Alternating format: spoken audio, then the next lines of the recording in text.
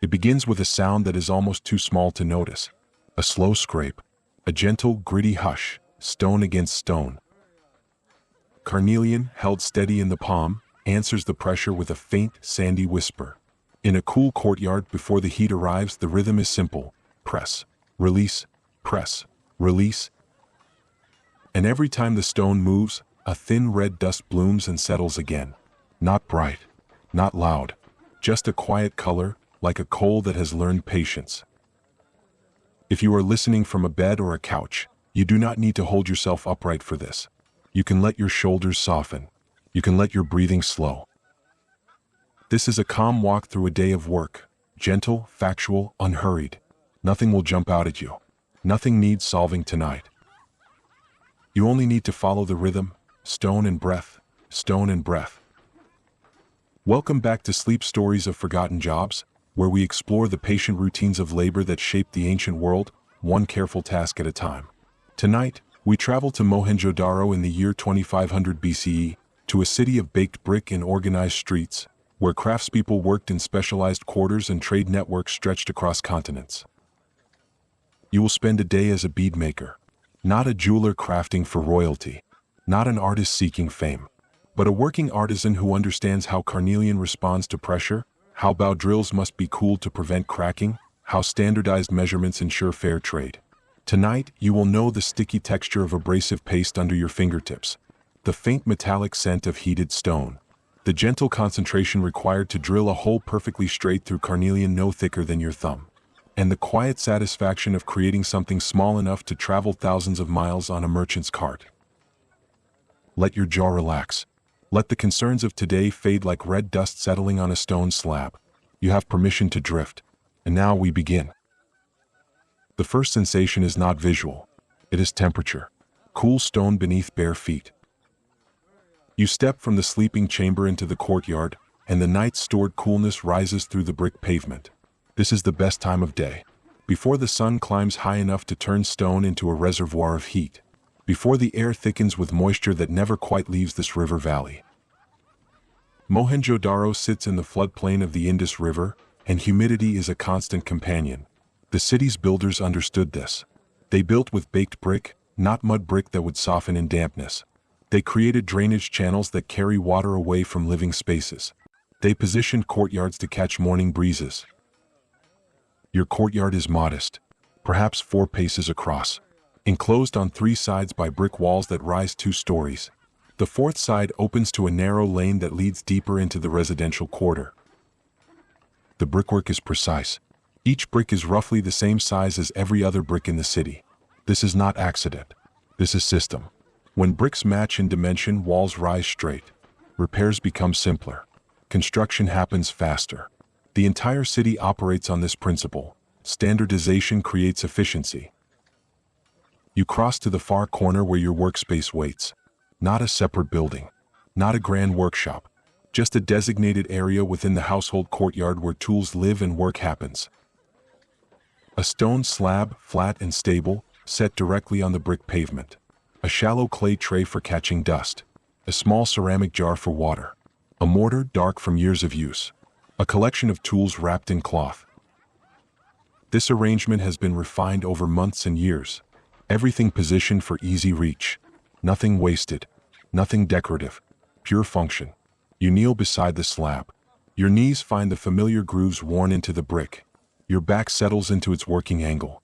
Your hands know exactly where each tool should be without needing to look. This is the geography of craft. The body learns the landscape of work so completely that consciousness can rest elsewhere, focusing only on the material being shaped. The sky above the courtyard is beginning its transformation from deep blue-black to pale gray. No stars visible now, but full darkness has not yet retreated. This transitional light is perfect. Bright enough to see, dim enough to stay cool. You reach for the water jar and pour a small amount into the shallow tray. Not much. Just enough to dampen the abrasive paste you will prepare. Water is precious here, though not scarce. The city has more than 700 wells, an extraordinary number. 1 well for every 3 households, some say. Water flows through this city in organized ways. Wells provide clean drinking water. Drainage channels carry wastewater away from homes into larger covered drains that run beneath the streets. Even the Great Bath, the large public structure in the Citadel area, demonstrates sophisticated water management with its waterproof floor and controlled drainage. But abundance does not mean carelessness. You use water with respect. Enough for the task. Nothing wasted. You rinse your hands in the tray, feeling yesterday's dust wash away. Your fingertips are permanently stained with faint traces of carnelian red. No amount of washing removes it completely. The stone becomes part of the skin, a mark of your profession. Now you turn to the materials waiting in their designated spots. A small cloth bundle contains carnelian blanks. These are rough-cut pieces, already shaped into approximate cylinders by someone else. Perhaps a stone cutter who works near the source of raw material. Perhaps a merchant who employs workers to do preliminary shaping. You do not know and do not need to know. Your work begins where their work ends. You unwrap the bundle carefully. Inside are perhaps 20 pieces, each one roughly similar in size. They range from the length of your thumbnail to the length of your first finger joint. Not enormous. These will become beads for everyday wear, for trade, for the ordinary commerce that keeps craftspeople employed. You select 3 pieces that look compatible. Similar thickness, similar tone of color, similar density when you tap them lightly together. These will become a set, drilled and polished to match, suitable for stringing together on a single cord. The carnelian is cool to the touch. That's heavy for its size. When good quality, it holds light like banked embers. But in raw form, straight from the bundle, it can appear dull, brownish, unimpressive. Heat can improve color. Careful, controlled heating encourages certain agates to deepen toward that rich carnelian red. But heat also cracks stone if applied too quickly or too intensely. So heating, when done at all, happens with extreme patience. Gradual warming, gradual cooling, days of careful attention. You are not heating stone today. Today is about drilling. About creating the central perforation that transforms a shaped stone into a wearable object. You set the 3 selected blanks on the slab in a neat row. Then you begin preparing your tools. The bow drill is simple in appearance. A curved piece of wood serves as the bow. A cord made from plant fiber wraps around a wooden shaft. The shaft holds the drill bit, a carefully shaped piece of harder stone that will do the actual cutting. But simplicity hides sophistication. The bow must maintain exactly the right amount of tension in the cord. Too loose and the shaft does not turn cleanly. Too tight and the cord snaps under stress. The shaft must spin freely without wobbling. The drill bit must be precisely centered and securely fastened. You inspect the cord first, running your fingers along its length, feeling for fraying, for weakness, for any section that might fail under pressure. A cord that breaks mid-drilling can ruin the bead. The drill bit jams in a half-finished hole. The stone cracks from uneven stress. Hours of work destroyed in an instant. The cord is sound. You have maintained it carefully, replacing sections before they become critical. This is one of the invisible disciplines of craft, preventing problems before they arrive. You check the drill shaft next. A smooth, straight piece of hardwood. You roll it between your palms, feeling for any roughness that would indicate wear or damage. Smooth. Good. The drill bit is made from a harder stone than the carnelian you will be drilling. Exactly what type of stone you cannot say with certainty. Different craftspeople prefer different materials. Some use agate.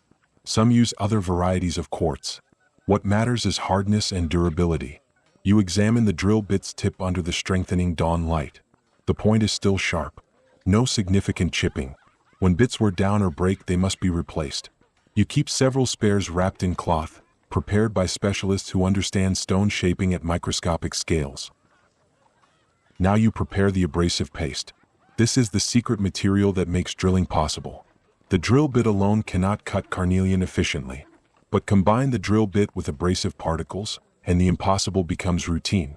You reach for a small cloth pouch containing fine stone powder. The powder is hard, harder than carnelian, and ground to a consistency like flour.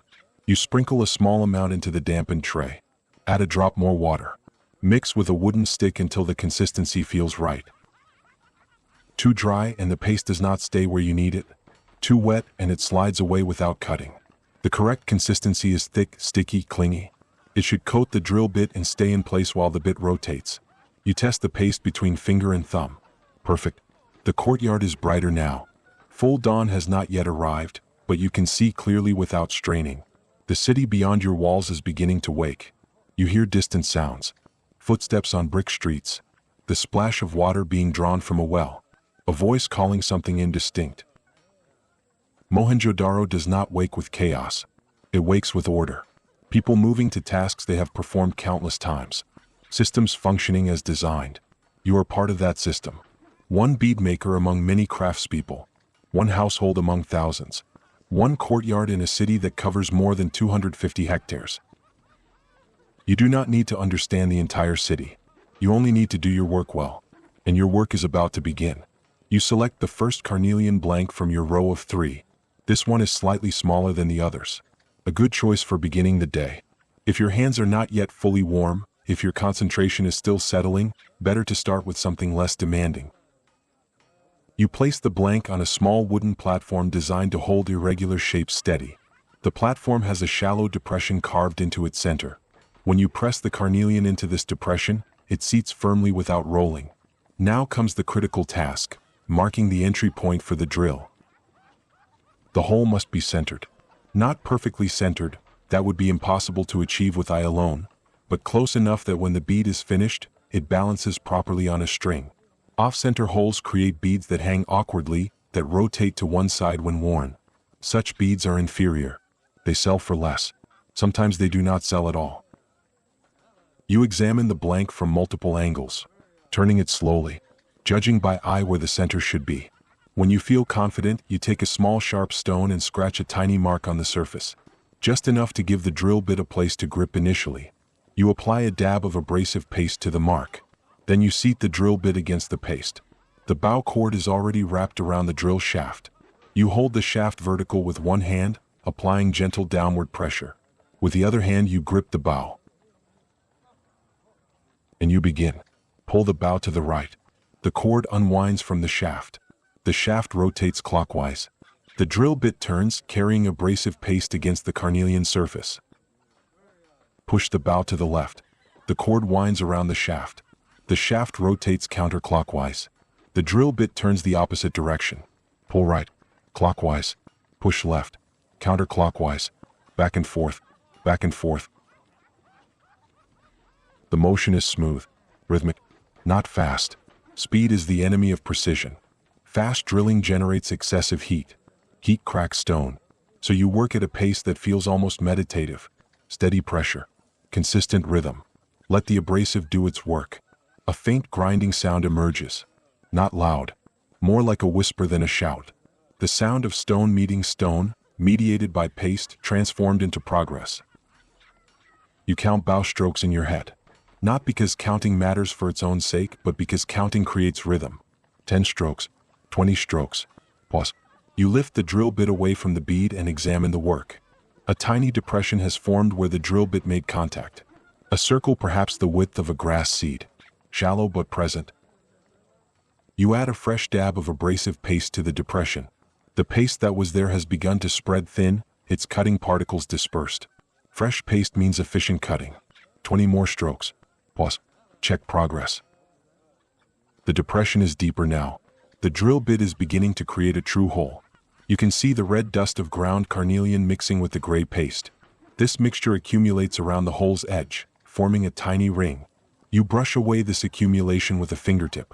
Dust must be cleared regularly. If allowed to build up, it interferes with the drill bit's contact, slows progress, wastes time. The rhythm continues. Drill, pause, check, clear, apply paste, drill again. This is the nature of bow drilling. Not dramatic, not fast. Just patient repetition, stroke after stroke, with pauses built in to prevent overheating and maintain precision. The hole deepens gradually.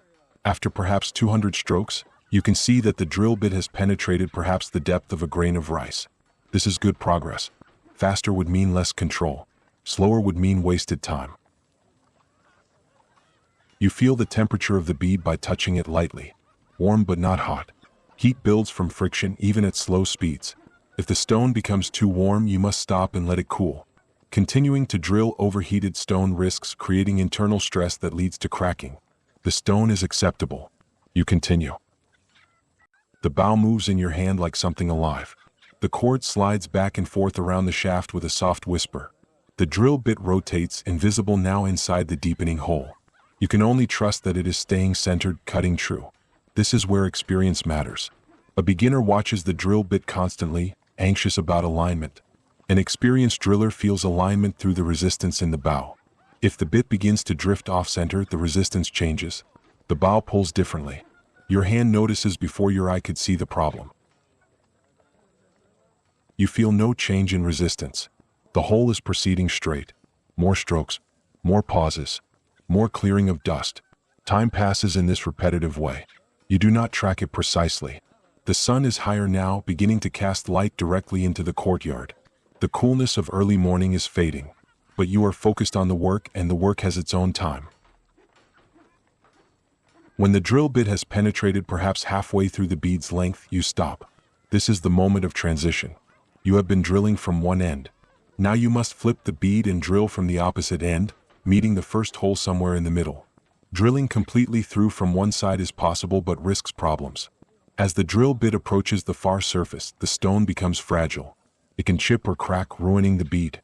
Drilling from both ends toward a central meeting point reduces this risk.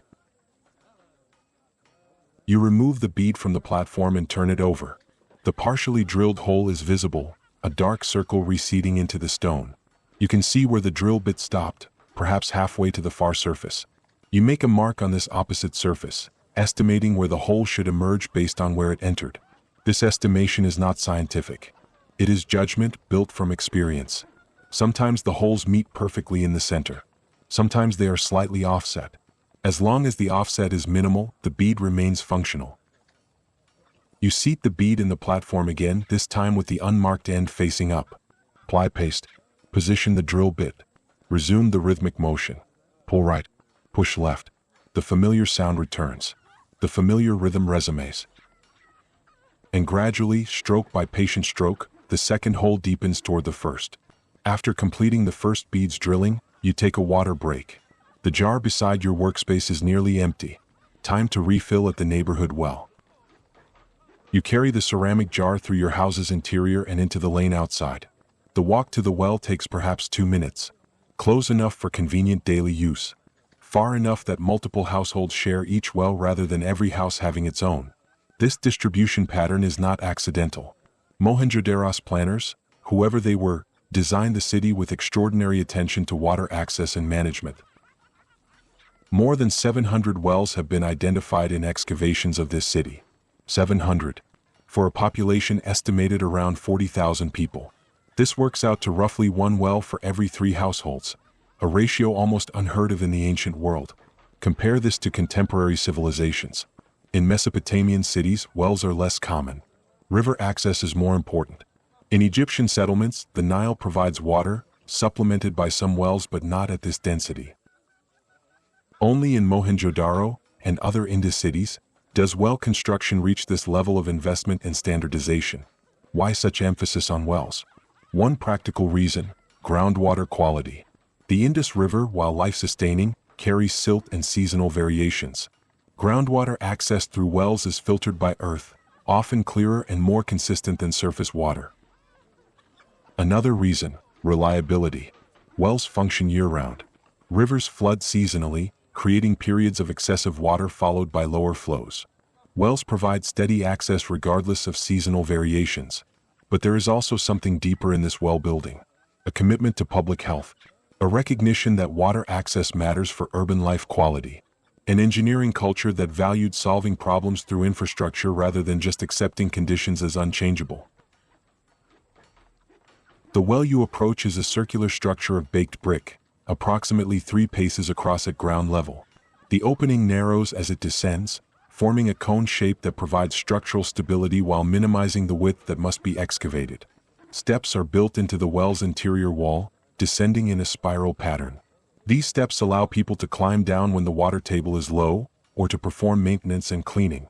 The bottom step currently sits perhaps 2 body lengths below ground level, with water visible just below. The well building itself is engineering achievement. Each brick must be precisely placed to create the circular form. The mortar must be properly mixed to provide bonding without leaking. The foundation must be solid enough to prevent settling that would crack the structure. And this well is not unique. 700 similar structures exist across the city, each one representing days or weeks of skilled labor, each one maintained across generations to remain functional. A rope and bucket system hangs from a wooden frame above the well opening. You lower the bucket carefully, letting the rope slide through your hands until you hear the splash of bucket meeting water. Then you pull hand over hand, drawing the filled bucket back to surface level. The water is clear. It carries the faint mineral taste characteristic of groundwater, but nothing unpleasant. You drink directly from the bucket first, quenching immediate thirst. Then you pour the remainder into your ceramic jar for carrying home.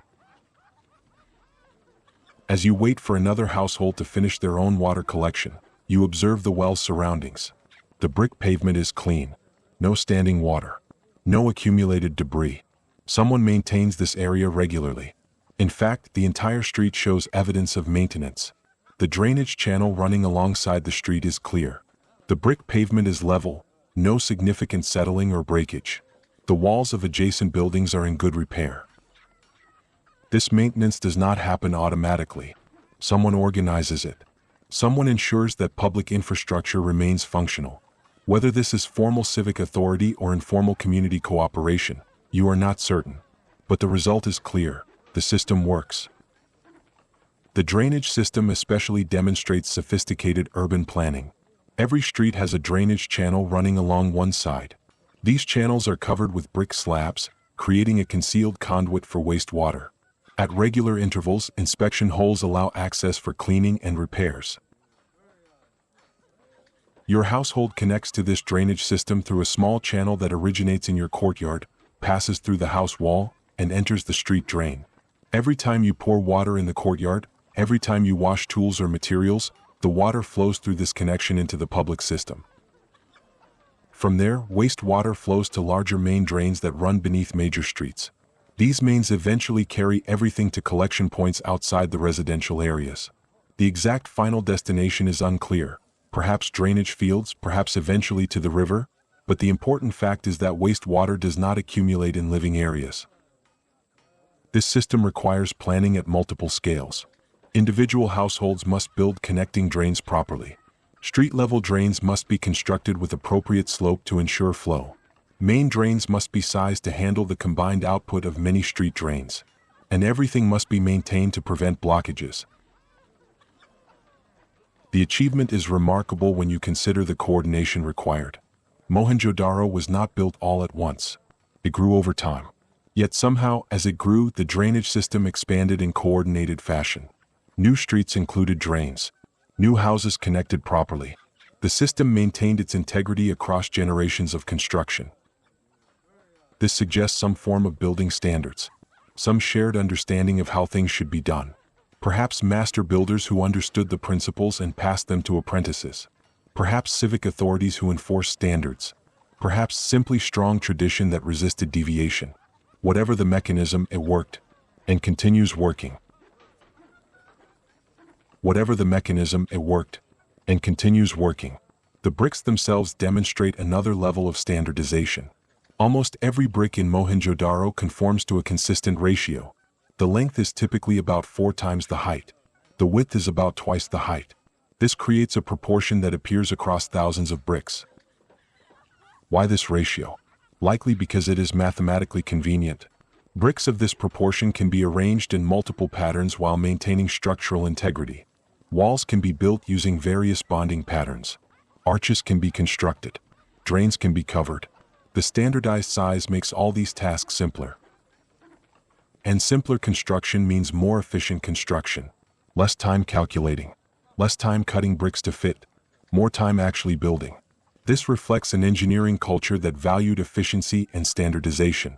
Not for aesthetic reasons, the brick ratio is functional, not decorative, but for practical reasons, making construction faster, more reliable, more accessible to ordinary builders.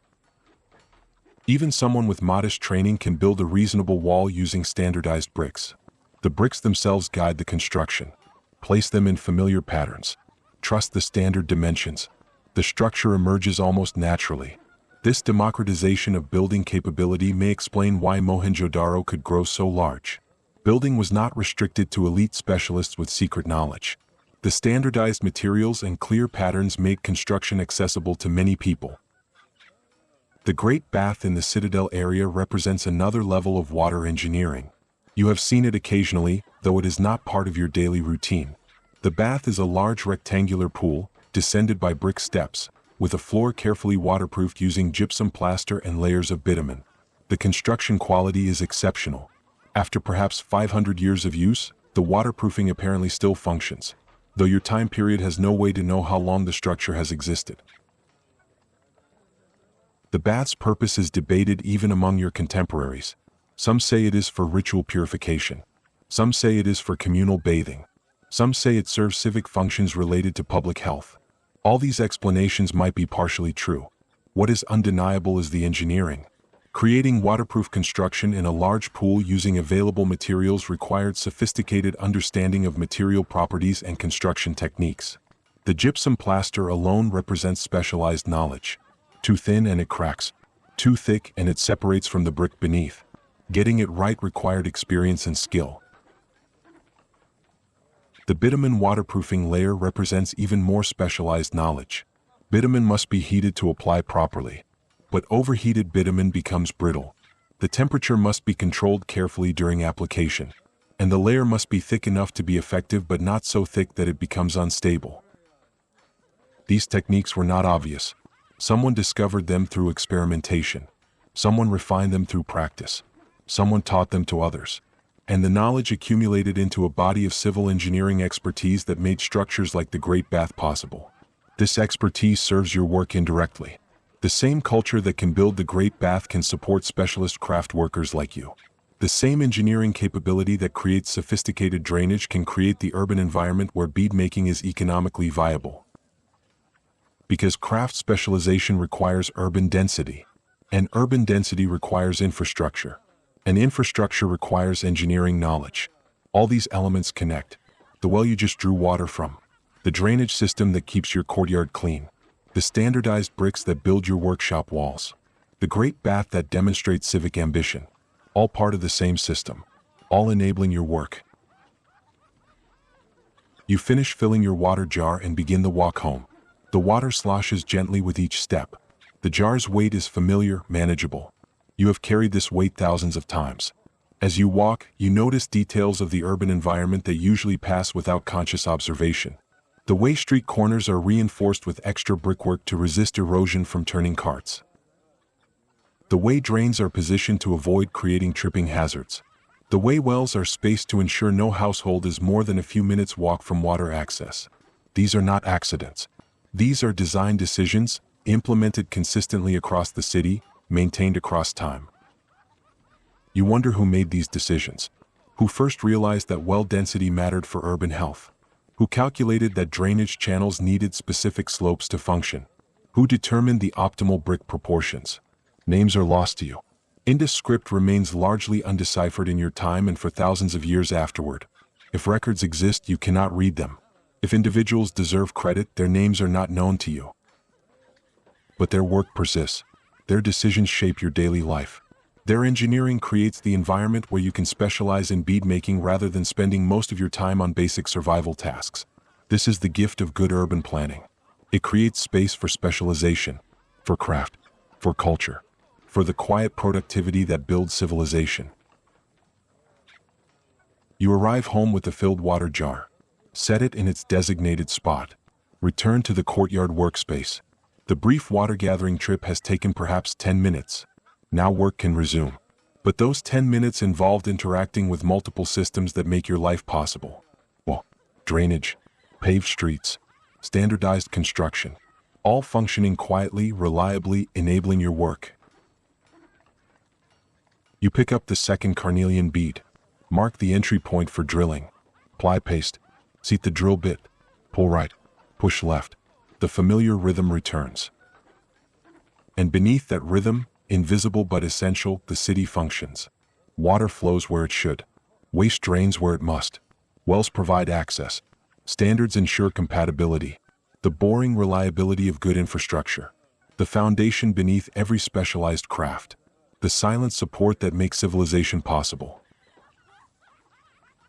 The moment of connection is subtle. You are drilling, maintaining your rhythm when suddenly the resistance changes. The drill bit, which has been cutting through solid stone, finds empty space. The two holes have met. You stop immediately. Lift the drill bit away. Set down the bow. You lift the bead and hold it up to the strengthening morning light. Looking through from one end, you can see a tiny circle of brightness at the far end. The hole is through. You test it by threading a thin fiber through.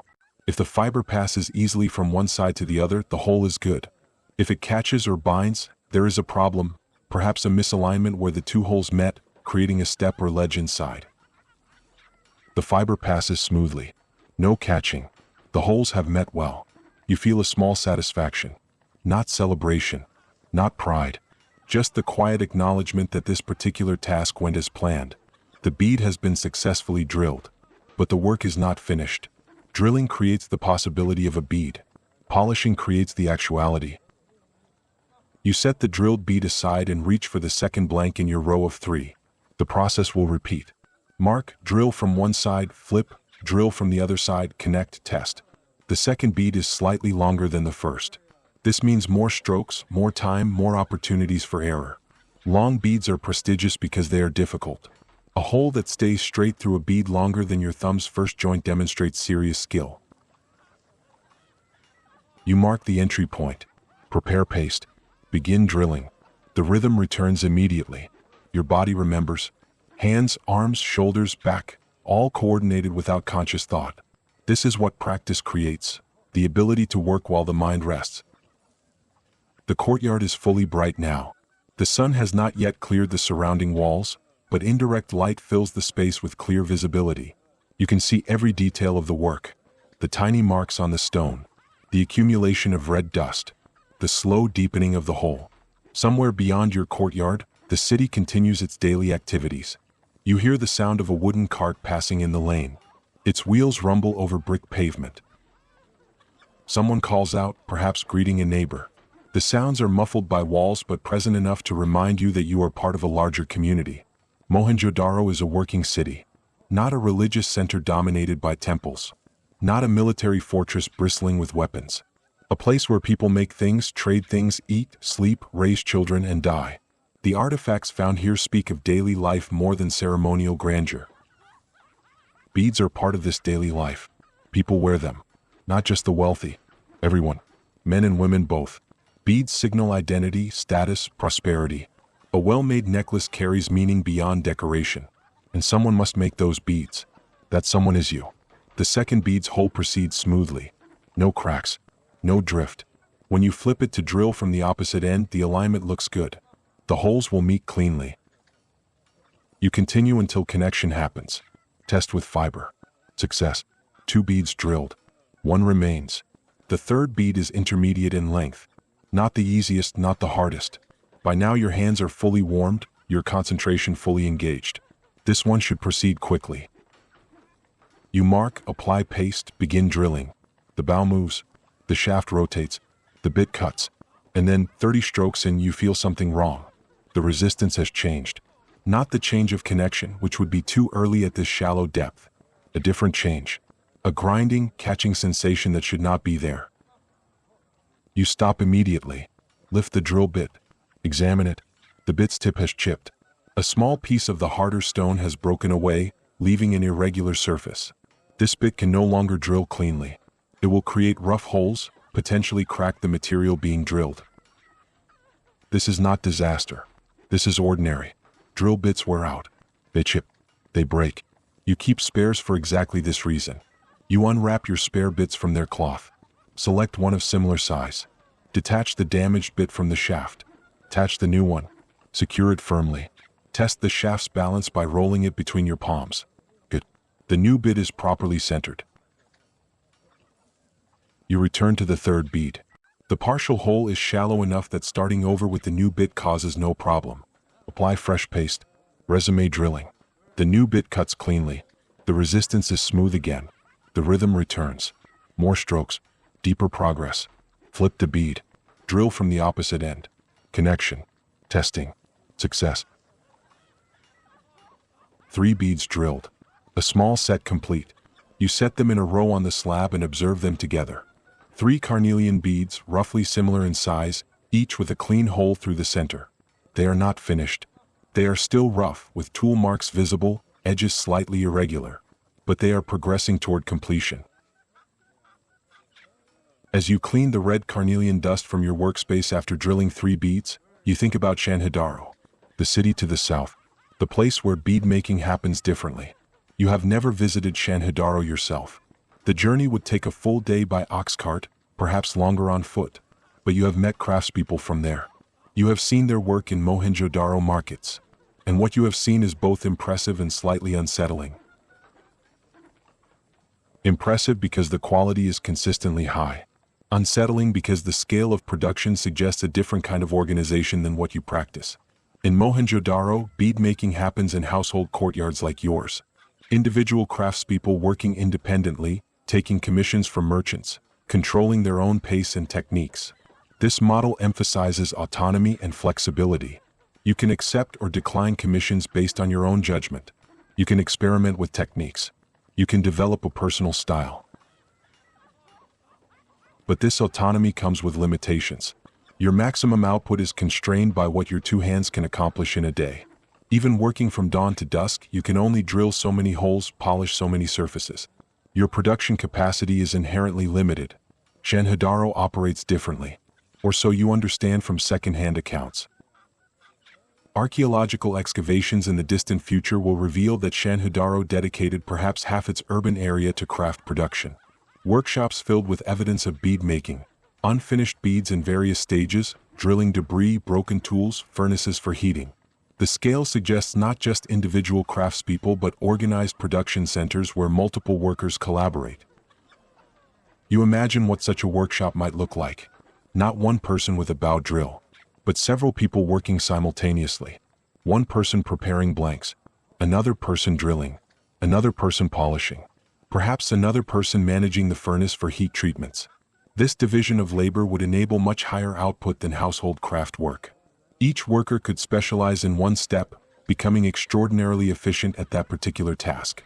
A person who does nothing but drill all day, every day, would develop drilling speed and precision beyond what you achieve while also managing the entire production process. The workshop model also allows for training and standardization. New workers could learn by watching experienced workers. Techniques could be passed down with consistency. Quality standards could be enforced by workshop supervisors. But this efficiency comes with trade-offs. Workers in such a system would have less autonomy. They would perform assigned tasks rather than choosing their own work. They might not control the entire process from blank to finished bead. They would be components in a larger production machine rather than independent craftspeople. You are not sure how you feel about this model. Part of you admires the efficiency, the ability to produce hundreds of beads where you produce tens, the capacity to fill large orders that would overwhelm individual craftspeople. But part of you values your autonomy, the ability to accept or decline work, the control over your own schedule, the satisfaction of seeing a bead through from beginning to end, knowing every aspect of its creation. These are not just economic questions. They are questions about what kind of life you want to live, what kind of satisfaction you seek from work. The Chanhudaro model appears to have emerged because of specific conditions. The city is smaller than Mohenjo-Daro.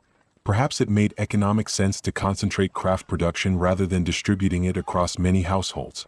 Perhaps certain merchants established workshops there, organizing production to serve their specific trade networks.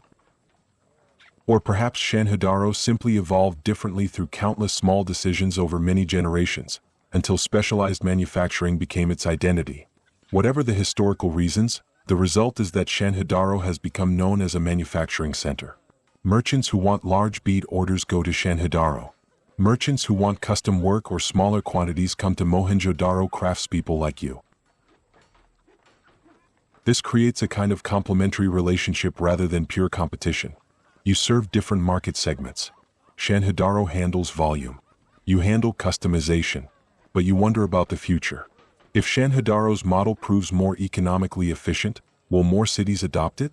Will household craft work gradually become obsolete, replaced by workshop production? You do not know.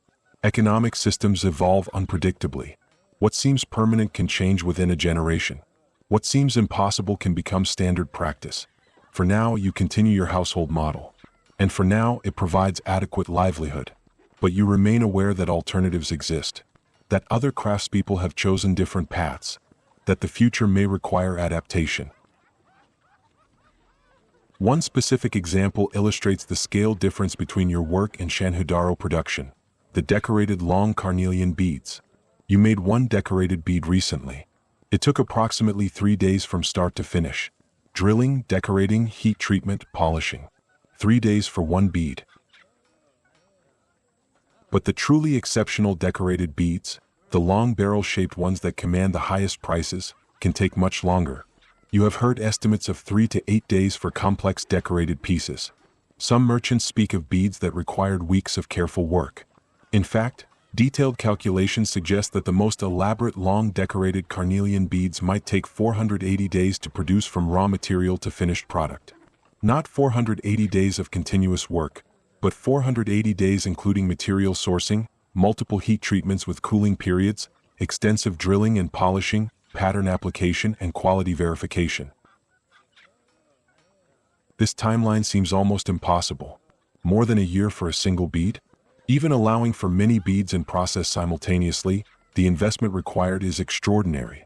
Yet such beads exist. You have seen them in merchant collections. Beads so perfectly proportioned, so beautifully decorated, so flawlessly polished that they command prices equivalent to months of ordinary wages. Who makes such beads? Perhaps Chanhudaro workshops can afford such long production timelines because they have multiple workers. While one worker spends weeks on a single exceptional bead, other workers produce ordinary beads that generate immediate income. The workshop as a whole maintains cash flow even while supporting long-term projects. You, working alone, cannot afford 480-day production cycles. You must deliver finished goods regularly to maintain income. This economic reality constrains what you can attempt. This is another difference between household craft and workshop production. Workshops can support longer-term projects because they can distribute effort across multiple workers and multiple timelines. Household craftspeople must maintain shorter production cycles or risk income interruption. So the most exceptional beads, the ones that become famous, that travel farthest, that command the highest prices, likely come from Chanhudaro workshops rather than Mohenjo-Daro households. This realization carries both acceptance and mild frustration. Acceptance because you understand the economic logic. Frustration because part of you wants to create those exceptional beads, to push your craft to its highest expression. But you work within your constraints. And within those constraints, you create good work. Not the absolute best, but reliably good, consistently good. Good enough to build reputation and maintain livelihood. Perhaps that is enough. Not everyone needs to produce the finest examples of their craft.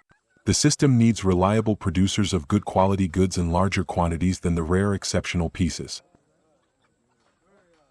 You are part of the reliable middle, not the spectacular peak, not the struggling base, the sustainable middle where most craftspeople operate. Chanhudaro serves a function in the larger network. You serve a different function. Both are necessary. Both contribute to the Indus civilization's craft reputation. And so you continue drilling in your courtyard, while Chanhudaro workers drill in their workshops. Different models, different scales, different trade-offs, but the same fundamental activity, transforming stone into portable value through patient, skilled labor. The comparison with Chanhudaro also reminds you that innovation happens at different scales. Some innovations are individual, a better way to hold the drill, a more effective abrasive mixture. These you can discover and implement immediately. Other innovations require larger organization. A new furnace design that heats more evenly. A standardized training program for new workers. Bulk purchasing of materials to reduce costs. These innovations may only be practical at workshop scale. So Chanhudaro might be developing techniques and efficiencies unavailable to household craftspeople. Over time, this could create significant competitive advantages. But it might also create vulnerabilities. A workshop that depends on many coordinated workers might be fragile if key workers leave or if coordination fails. A household craftsperson working independently has fewer dependencies, more resilience in uncertain conditions. Neither model is absolutely superior. Each has strengths and weaknesses. Context determines which model succeeds. For now, in Mohenjo-Daro, household craft work continues. The city's economic diversity supports many different production models. Some craftspeople work independently in courtyards. Some work in small partnerships. Some might work in small workshop groups, though on a smaller scale than Chanhudaro. This diversity itself is valuable. It provides economic resilience. If one model faces problems, others continue. If demand shifts, different models can adapt in different ways. You value being part of this diverse system. Not at its center. Not at its periphery. Just one participant among many, each contributing according to their own model and capabilities.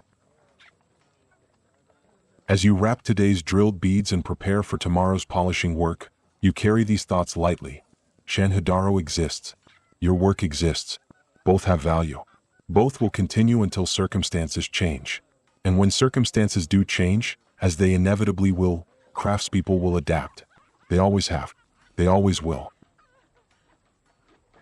This is the deeper rhythm beneath the bow drill's rhythm. The rhythm of economic evolution, of models emerging and fading, of craftspeople adjusting to new realities while maintaining core skills. For now, your bow drill moves in familiar patterns. Pull right, push left. The ancient motion that creates value one stroke at a time. Whether in a Mohenjo-Daro courtyard or a Chanhudaro workshop, the fundamental motion remains the same. And that continuity, perhaps, matters more than the differences. Next comes the work that transforms rough utility into something people want to own. Polishing. Polishing is where patience defeats speed most completely. A drilled bead is functional. A polished bead is desirable. The difference is hours of repetitive motion that produces changes so gradual they seem invisible moment to moment, yet over time transform the object entirely. You take the first drilled bead and examine it closely. The surface shows the marks of preliminary shaping, slight irregularities, small scratches, areas where the stone's natural texture remains visible. Your task is to smooth these imperfections, to create a surface so even that light reflects uniformly, to make the stone feel pleasant under fingertips, to transform rough into refined. You begin with coarser abrasives. These remove material faster but leave their own scratches. Then you progress to finer abrasives. These remove the previous scratches, leaving smaller scratches. Then finer still, and finer, until the scratches become microscopic and the surface reads as smooth. The first abrasive is similar to what you used for drilling. Hard stone powder mixed with water into paste. You apply a small amount to a flat grinding stone. Then you place the bead on this paste and begin rubbing. Not back and forth in straight lines. That would create directional scratches. Instead, you rotate the bead in small circles, constantly changing the angle of contact. This distributes wear evenly, prevents flat spots, maintains the bead's round profile. The motion is gentle, firm enough to create friction, light enough to maintain control. Your fingers hold the bead delicately, letting it roll against the grinding stone under its own weight plus slight pressure from your touch. The grinding stone sits stable on the slab. You have positioned it where light falls clearly, allowing you to see the work's progress. The carnelian slowly begins to change appearance. The dull, dusty surface starts to develop a faint sheen. You pause periodically to rinse the bead in clean water. This removes accumulated paste and lets you see the actual surface condition without the haze of grinding compound. Each rinse reveals slightly more refinement, slightly less roughness. After perhaps 50 rotations, you switch to the next finer grade of abrasive. This one has a texture like fine sand rather than coarse powder. Mix with water. Apply to grinding stone. Resume rotation. The process continues. Rotate, rinse, check. Rotate, rinse, check. Each cycle removes a tiny layer of stone, removes the scratches left by the previous grade of abrasive, approaches the final surface quality you seek. The sun has climbed higher now. It clears the courtyard walls and falls directly into the workspace. The temperature begins to rise. This is inevitable. By midday, the courtyard will be warm. By afternoon, it will be hot. Stone stores heat with remarkable efficiency. But for now, the warmth is tolerable. You continue polishing. The second bead, being longer, requires more work. More surface area means more time. You approach it the same way: coarse to fine, rotate and rinse, patient progression towards smoothness. The third bead follows the same sequence. As you work, your mind can wander slightly. The polishing rhythm is so familiar, so deeply embedded in muscle memory, that consciousness need not supervise every rotation. Your hands know what to do. Your fingers feel when pressure should increase or decrease. The work continues while your thoughts drift elsewhere. You think about the beads' eventual journey. Where will they go? Who will wear them? Will they stay in Mohenjo-Daro, sold in the city's markets? Or will they travel far, carried by merchants whose routes extend beyond the Indus Valley? Some beads from your city have been found thousands of miles away. Excavations in Mesopotamia have uncovered Indus-style carnelian beads, including decorated ones with distinctive white-on-red patterns. These beads traveled along trade routes, changing hands, crossing deserts and mountains, eventually reaching distant markets where people valued them as exotic goods. Your beads might make such a journey, or they might not. You cannot know. Your responsibility ends when you deliver finished beads to the merchant who commissioned them. What happens after that is beyond your control. You return attention to the work. The third bead is approaching final polish. The surface now has a genuine sheen. Light catches it and reflects with a soft glow. This is what customers want. This is what justifies the price. You apply the finest abrasive you have. This one is almost flour-like in texture. Mixed with water, it becomes a smooth paste that barely feels gritty at all. Applied to a soft grinding surface, a piece of leather rather than stone, it removes the last microscopic scratches. You rotate each bead on the leather surface. The friction is gentle. The change is subtle. But after 20 rotations, the difference is visible. The surface now holds light more completely. The carnelian's natural color shows more clearly, the warm red-orange that makes this material valuable. You rinse all 3 beads in clean water one final time. Let the water drain away. Examine them in bright sunlight. The beads look like siblings now. Similar size, similar color, similar surface quality. Anyone looking at them together would recognize them as a matched set. This matching is intentional. Sets command better prices than random collections. The holes are straight. The surfaces are smooth. The color is good. These beads are ready. But you will not deliver them yet. The merchant who commissioned this work wanted 6 beads, not 3. You have 3 more to make. And then there is the special request. 1 decorated bead with a pale pattern on red that marks certain carnelian as particularly valuable. That work waits. First, you must attend to something more immediate. Your stomach is sending signals. The sun is approaching its zenith. The morning's work has consumed hours and energy. You need food. You stand slowly. Your knees resist after prolonged kneeling. Your back straightens with a soft sound like wood creaking. Working bent over a slab for hours creates specific aches that fade with movement and return when you resume.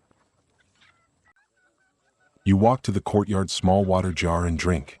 The water is cool, drawn fresh this morning from the neighborhood well. It carries a faint mineral taste, the signature of groundwater filtered through earth. Not unpleasant, simply characteristic. After drinking, you wash your hands more thoroughly than the quick rinses between polishing grades. The red carnelian dust is worked deep into your skin's creases. It will never come fully clean, but you can improve the situation. You walk through the courtyard into the house's interior. The transition from bright courtyard to dim interior is momentary blindness. Then your eyes adjust. The main room serves multiple purposes: sleeping, eating, storage. The walls are plastered brick, smooth and white. The floor is packed earth covered in some areas with woven mats. A few ceramic vessels sit in alcoves built into the walls. A cooking area occupies one corner, recognizable by smoke stains on the wall and ceiling. Your wife is here preparing the midday meal. She does not look up when you enter, focused on the food in her hands. This is not rudeness. This is the comfortable silence of people who share space daily and do not need constant acknowledgement. The meal will be simple. Wheat or barley bread baked earlier. Lentils or another pulse cooked with water and a little salt. Perhaps some dried fruit if the household stores included. No meat. Meat is occasional, not routine. You sit on a low wooden platform that serves as furniture. Your wife brings a clay bowl containing the pulse mixture and a piece of bread. You eat slowly, using the bread to scoop the soft lentils. The food is plain but adequate. It provides energy without weighing you down. Heavy meals make afternoon work difficult. A moderate meal maintains energy while keeping the mind clear. While eating, you think about the afternoon's tasks. 3 more ordinary beads to drill. Then the decorated bead, which requires different techniques and more time. That work might extend into tomorrow. The decorated bead alone can take 3 to 8 days from start to finish, depending on complexity. Your wife brings her own bowl and sits nearby. She eats in silence. After a time she speaks. The cloth merchant came by this morning. He says his cousin in the lower town needs shell bangles. Are you working with shell now? You shake your head. I work carnelian. Tell him to find someone in the shell workers' quarter. She nods. This is how work flows through the city. Word passes from household to household. Someone needs something. Someone else knows who can provide it. The network operates informally but effectively. Mohenjo-Daro is large enough to support specialization. Entire neighborhoods become known for specific crafts. Bead makers in one area, pottery workers in another, metal workers elsewhere. This clustering makes economic sense. Material suppliers know where to go. Customers know where to find what they need. The smaller city of Chanhudaro, about a day's travel south, is even more specialized. Archaeological evidence suggests that Chanhudaro operated almost as a manufacturing center, with perhaps half its area dedicated to craft production. Beads, seals, shell ornaments, produced at scales that suggest organized workshops rather than individual households. You work here in Mohenjo-Daro, but you are aware of Chanhudaro's existence. Sometimes merchants bring Chanhudaro beads to Mohenjo-Daro markets. The quality is good. The competition is real. This awareness keeps you attentive to your own work's quality. After eating, you do not immediately return to the courtyard. The day's hottest hours are approaching. Working in full sun during peak heat is possible but unpleasant. Better to rest briefly, let the worst heat pass, then resume when conditions moderate slightly.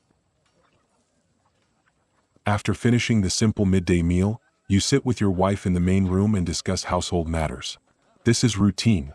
A brief check-in about supplies, upcoming expenses, the practical details that keep daily life functioning. The grain jar is half full, she says. We will need more wheat before the week ends. You nod. Wheat is the primary grain your household uses, baked into bread that appears at every meal. Sometimes supplemented with barley, which is slightly cheaper but has a coarser texture that not everyone prefers. Wheat and barley are staple crops in the Indus Valley. The river floods provide water and silt. Farmers plant after monsoon recedes. Harvest happens in the dry season. The grain is stored, traded, distributed through markets. Your household does not grow grain. You purchase it from markets using income from bead making. This is the fundamental exchange in specialized urban economies. Craftspeople make things, sell them, use money to buy food from farmers. The system works when both sides produce consistently. Farmers need reliable customers for grain. Craftspeople need reliable food supply. The market mediates these needs, matching supply with demand through price signals. How much do we have for purchases? She asks. You mentally calculate the household's current resources. The 14 copper pieces from last week's delivery, minus 3 pieces already spent on previous materials and supplies. 11 pieces remaining. Wheat costs vary by season, but currently, perhaps 1 copper piece buys enough grain for a week of bread for 2 adults. So 11 pieces represents 11 weeks of grain, substantial reserve. But grain is not the only expense. Tools wear out and need replacement. Materials must be purchased for next commissions. Cloth for clothing, oil for lamps, small repairs to the house, occasional medical attention if illness occurs. A sustainable household maintains reserves, enough to weather a month without income, enough to handle unexpected expenses, enough to avoid desperation that forces acceptance of poor commissions at bad prices. We have adequate reserves, you tell her. Purchase wheat when the market price seems fair. No urgency. She nods, satisfied. This is her domain, managing household consumption, timing purchases, maintaining stocks. You trust her judgment on these matters as she trusts yours on craft work. The division of labor in your household follows common patterns. You handle production work that generates income. She handles domestic work that enables production.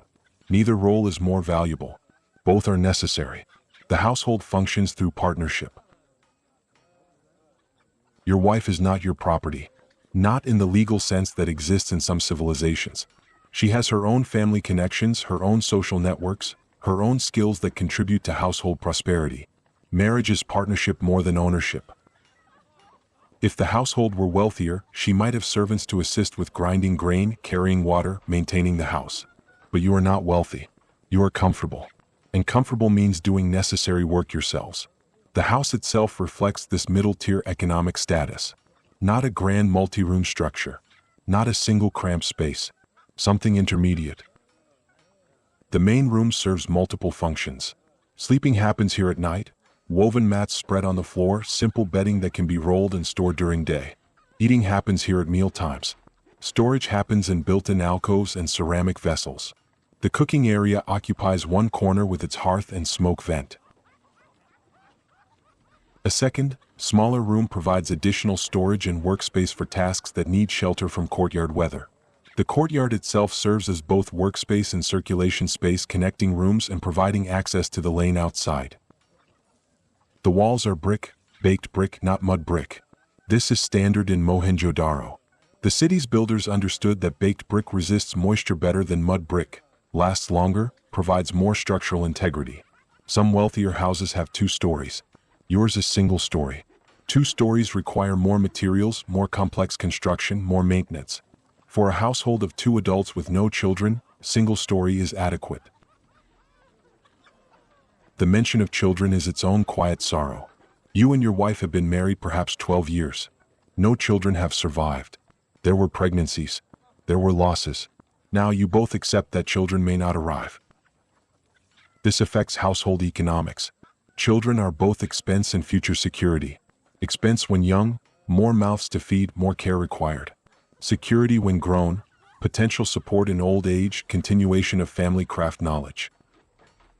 Without children, you must plan differently for old age. Build larger reserves. Maintain good relationships with extended family who might provide support. Hope that craft skill remains viable as you age. But these are future concerns. Today, the household is you, your wife, and the daily work that sustains you both. The food you eat is simple but adequate. Wheat bread as the foundation. Lentils or other pulses, chickpeas, mung beans, field peas, cooked into soft mixtures that provide protein. These pulses are cheaper than meat and available year-round from markets. Meat appears occasionally, not daily. Perhaps a few times per month when household reserves permit or when special occasions call for it. Goat meat most commonly. Chicken sometimes. Fish from the river rarely. Fishing is its own specialized trade and fish must be consumed quickly in hot climate. Vegetables are seasonal. Whatever is available in markets during different times of year. Nothing exotic. No spices from distant trade. Just local produce prepared simply. The diet is adequate for maintaining health and energy for work. Not exciting. Not deprived. Simply functional. Water comes from the neighborhood well as you drew this morning. Clean water is so reliably available through the well system that waterborne illness is less common here than in settlements without such infrastructure. The household also uses water for cleaning.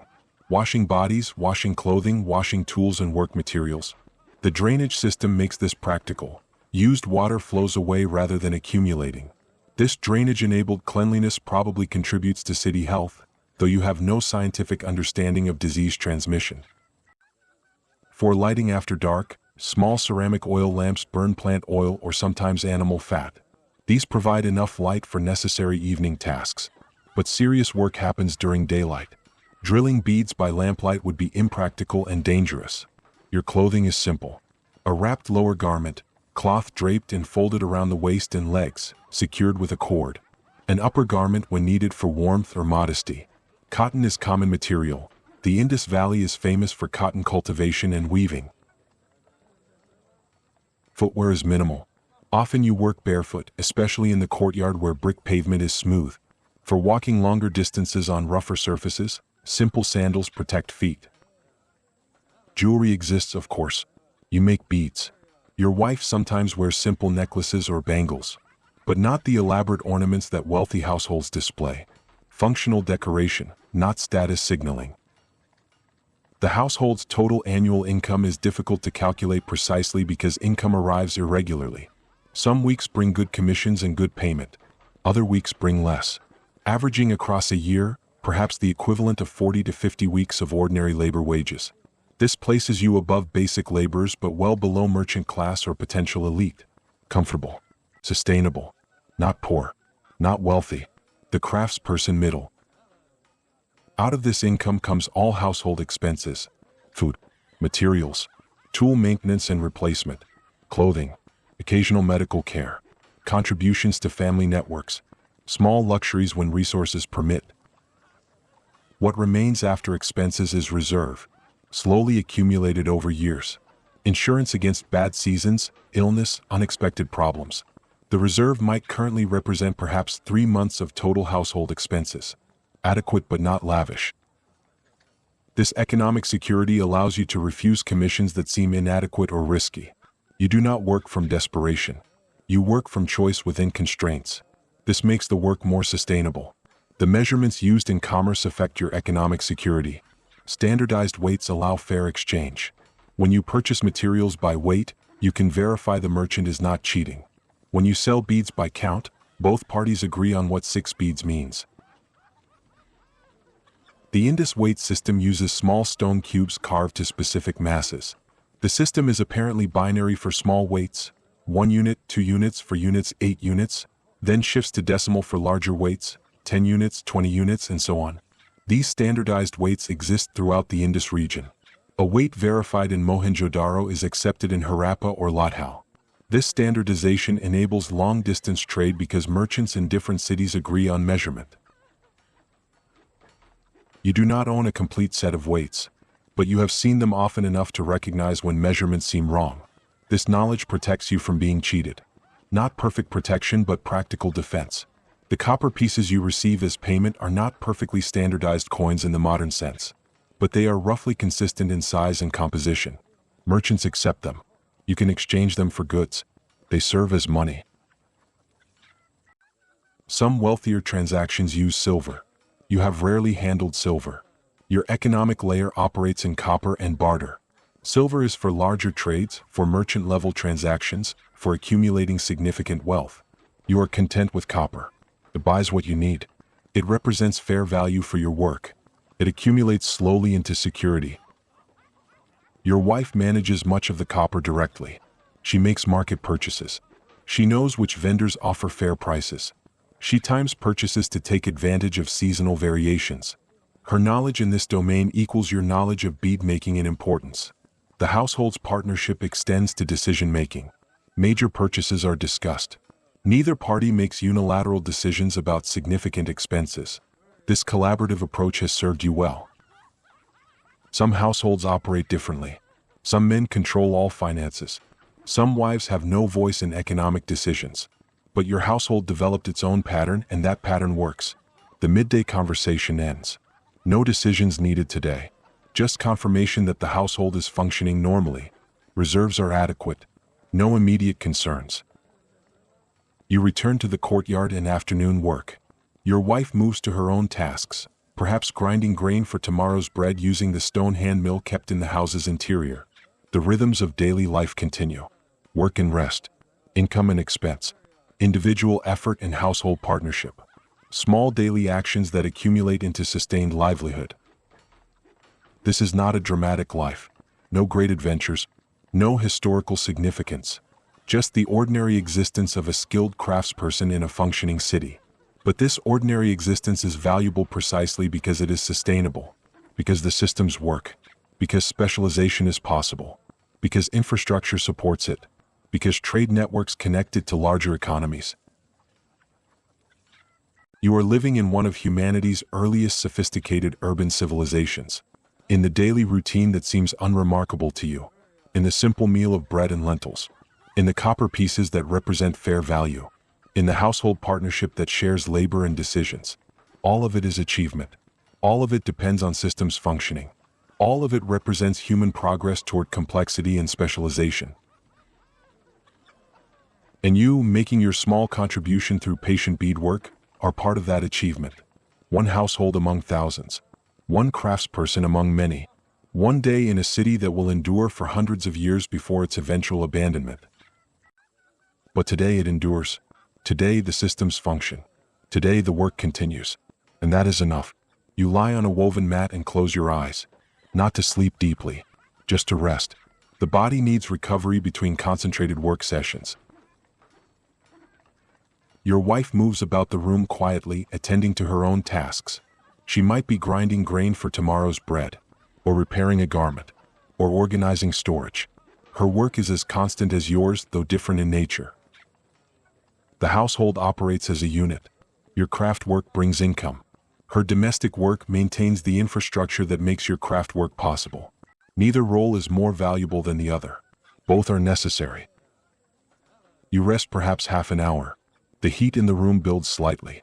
The air becomes still. This is the daily pattern. Morning coolness, midday heat, evening cooling. The rhythm is so regular you could track time by temperature if necessary. When you rise, you feel somewhat restored.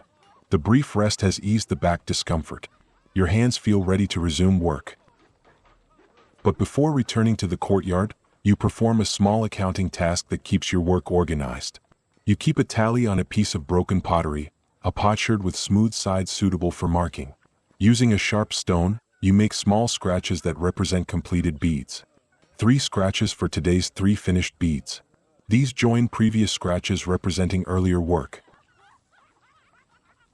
The tally helps you track production. When a merchant asks, "Can you deliver 6 beads by the next full moon?" you can look at your tally, calculate your average daily output, and answer honestly. Overpromising leads to problems. Underpromising wastes opportunities. Accurate estimates require accurate records. The tally also serves as a kind of satisfaction. Each mark represents work completed, problem solved, value created. The accumulation of marks over weeks and months becomes visible proof that your labor matters. You set the potsherd aside and return to the courtyard. The sun is high and bright. The shadow patterns have shifted. The stone slab radiates stored heat. But work calls. 3 more beads must be drilled this afternoon. And after those, the decorated bead beckons. You kneel at the slab. Your knees find their grooves. Your hands find their tools. The rhythm returns as naturally as breathing. The afternoon's work begins. The afternoon sun brings different challenges than morning light. Heat becomes the primary consideration. The stone slab is warm to touch. The tools, left exposed, have absorbed solar radiation. Even the water in your jar feels less refreshing. But the work cannot wait. The merchant's deadline approaches. 6 ordinary beads promised, plus 1 decorated bead. 3 finished, 6 more to go. You select another carnelian blank from your diminishing pile. This one feels slightly heavier than the morning's selections. Denser stone.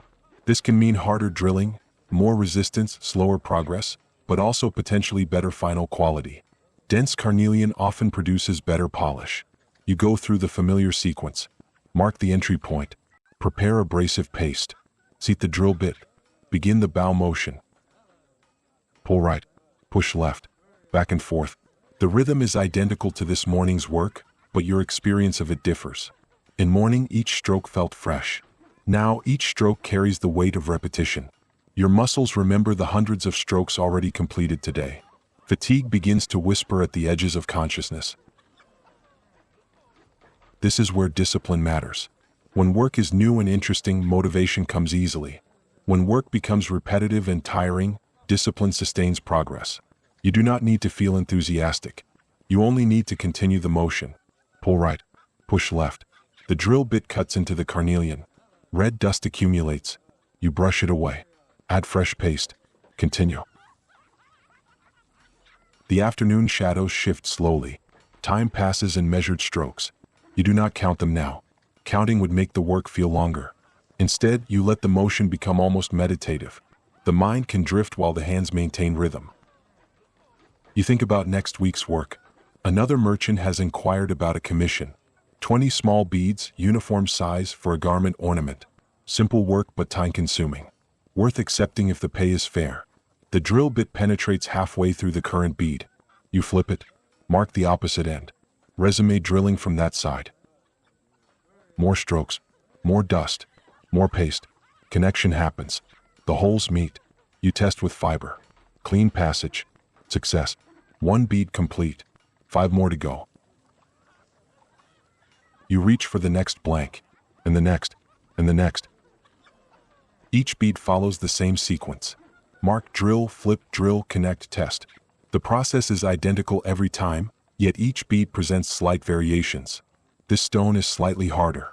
That stone has an internal flaw that requires careful navigation. This blank shape makes it wobble slightly in the platform. These variations keep the work from becoming completely automatic. You must remain present, attentive, responsive to each bead's particular character. The afternoon progresses. The sun moves lower in the sky, beginning its descent toward evening. The fierce heat begins to moderate. The courtyard's shadow areas expand. You complete the 4th bead, then the 5th. As you begin the 6th, you notice your hands are truly tired now. Not injured, not strained, just tired. The small muscles that control fine motor movement have been working continuously for hours. They need rest. You make a decision. The 6th bead can wait until tomorrow morning. Pushing through fatigue increases the risk of mistakes. A drill bit positioned carelessly. Pressure applied unevenly. A crack that ruins the bead and wastes materials. Better to stop now while work quality remains high. Tomorrow, with rested hands and fresh concentration, the 6th bead will proceed smoothly. You set aside the drill and begin organizing your workspace for the day's end. Tools must be cleaned, wrapped, stored properly. Water must be discarded, the tray rinsed. The work area must be restored to order so tomorrow can begin efficiently. As you clean, you reflect on the day's production. 5 beads drilled and polished. This is solid progress. Not exceptional but reliable. Consistently producing at this rate keeps merchants satisfied and income flowing. The decorated bead still waits. That work begins tomorrow after the 6th ordinary bead is complete. The decorated bead is different work entirely. More delicate, more time-consuming, more valuable. But that is tomorrow's concern. Today is ending well. You wash your hands one final time, feeling the day's fatigue in your shoulders and back. The courtyard is peaceful now. The heat is fading. The light is turning golden as the sun approaches the horizon. You step back into the house's interior, leaving the workspace behind. Evening is beginning. The evening after completing the 6 ordinary beads, you sit in the courtyard and think about journeys you will never take. Your beads will travel. You will not. This is the nature of trade. Objects move. Makers stay. But knowing where your beads might go, understanding the networks they enter, changes how you think about the work. You are not just drilling stone for local use. You are creating portable value that can cross deserts, traverse mountains, sail across seas. The decorated bead you delivered 2 days ago might still be in Mohenjo-Daro. It might sell to a local merchant's wife, worn at festivals, admired by neighbors. A respectable fate.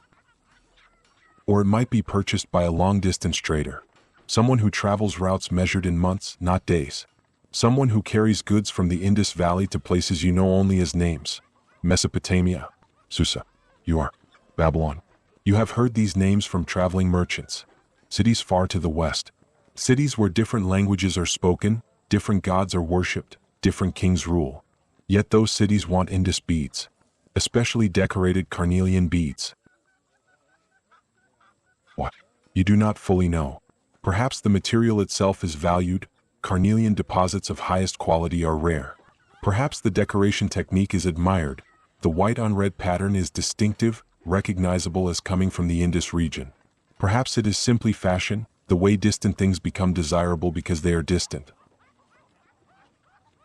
Whatever the reason, the demand exists, and that demand creates the network you participate in without traveling.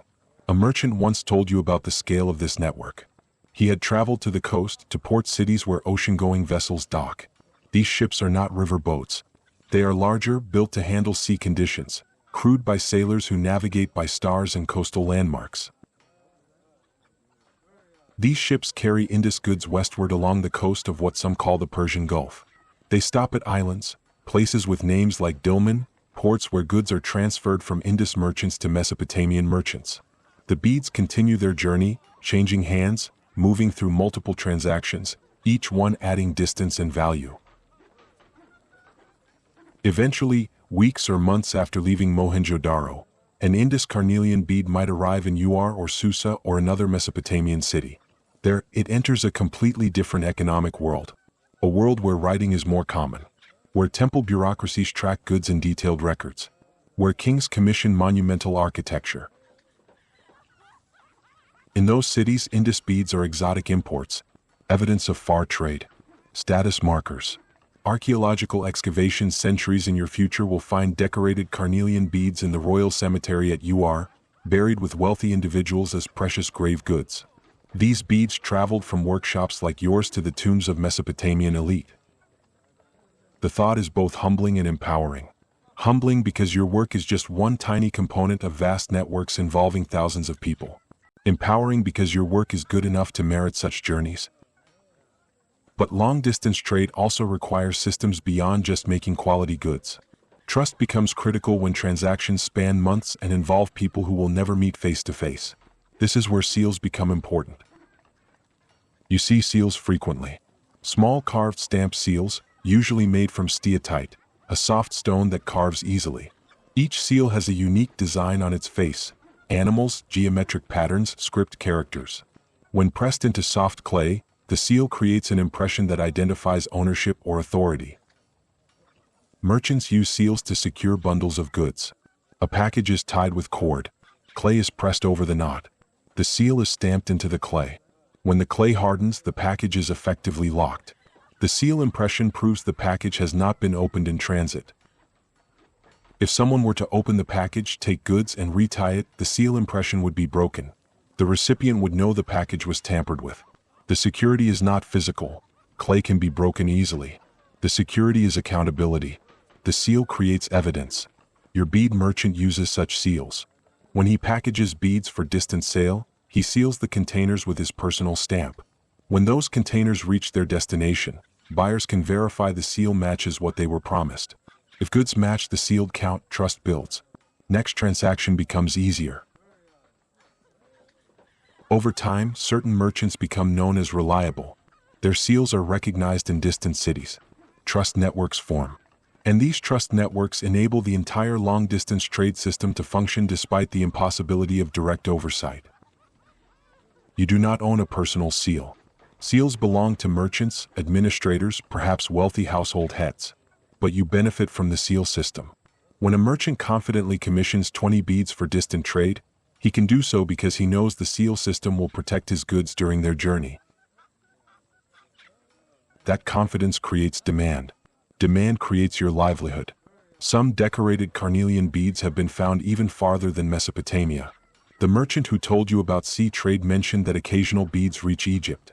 How they get there, he was not certain. Perhaps through Mesopotamian traders who have their own connections to Egypt. Perhaps through overland routes crossing deserts. Perhaps through multiple intermediary transactions, each one adding distance. But the fact remains, objects made in Mohenjo-Daro courtyards by craftspeople like you can end up in Egyptian cities, worn by people who have no idea where the beads originated, no knowledge of the Indus Valley, no conception of the world that produced these objects. This is what successful trade networks achieve. They make the impossible routine. They turn local craft into global commodity. Of course, not every bead travels far. Most beads you make sell locally, worn in Mohenjo-Daro, traded within the Indus Valley, passed down through generations in the same city where they were created. This local use is equally valuable. It represents the daily economic exchange that sustains craftspeople, the ordinary transactions that accumulate into livelihood. But knowing that some beads travel far changes the psychology of the work. You are not just serving local needs. You are contributing to a civilization's international reputation. When distant merchants request Indus beads specifically, they are validating your civilization's craft quality. They are acknowledging that Indus craftspeople produce goods worth transporting thousands of miles. This acknowledgement has value beyond economics. It is cultural recognition. Your city is recognized in distant places not for its armies. Mohenjo-Daro has no obvious military infrastructure. Not for its conquests. There is no evidence of imperial expansion. But for its goods. For the quality of its craft production. For the reliability of its trade practices. This is a different kind of power. Soft power. Economic power. The power to produce things people want, to deliver them reliably, to maintain quality across generations. And you, drilling holes through carnelian in a residential courtyard, are part of that power structure. Not a leader. Not a decision maker. But a participant. A contributor to the system's functioning. The trade network also brings materials inward, not just sending goods outward. Some materials you work with do not originate locally. Certain high-quality carnelian comes from Gujarat, several hundred miles to the southeast. Lapis lazuli, a blue stone occasionally used for special beads, comes from even farther, from sources in what will one day be called Afghanistan. These materials reach you through the same trade networks that carry your beads outward. Someone mines carnelian in Gujarat.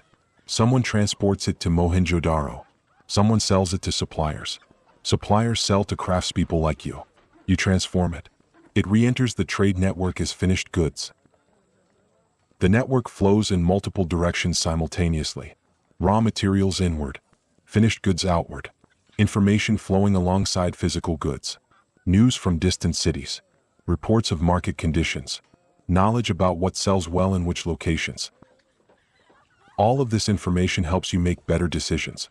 When you know that decorated beads sell particularly well in Mesopotamian markets, you allocate more time to creating them. When you know that certain sizes are preferred in certain regions, you adjust your production accordingly. The network educates as it operates, and this education makes the network more efficient over time. You will never meet the person who eventually wears the decorated bead you completed last week. You will never see the city where it ends up. You will never know its final fate. But you can imagine that person examining the bead with appreciation, noticing the clean hole, the smooth polish, the clear pattern, perhaps wondering about the craftsperson who made it, perhaps assigning that craftsperson qualities they do not actually possess, imagining them as exotic, mysterious, operating with techniques unavailable locally. The reality is simpler. You are a patient worker with trained hands and accumulated knowledge. Not exotic, not mysterious, just competent.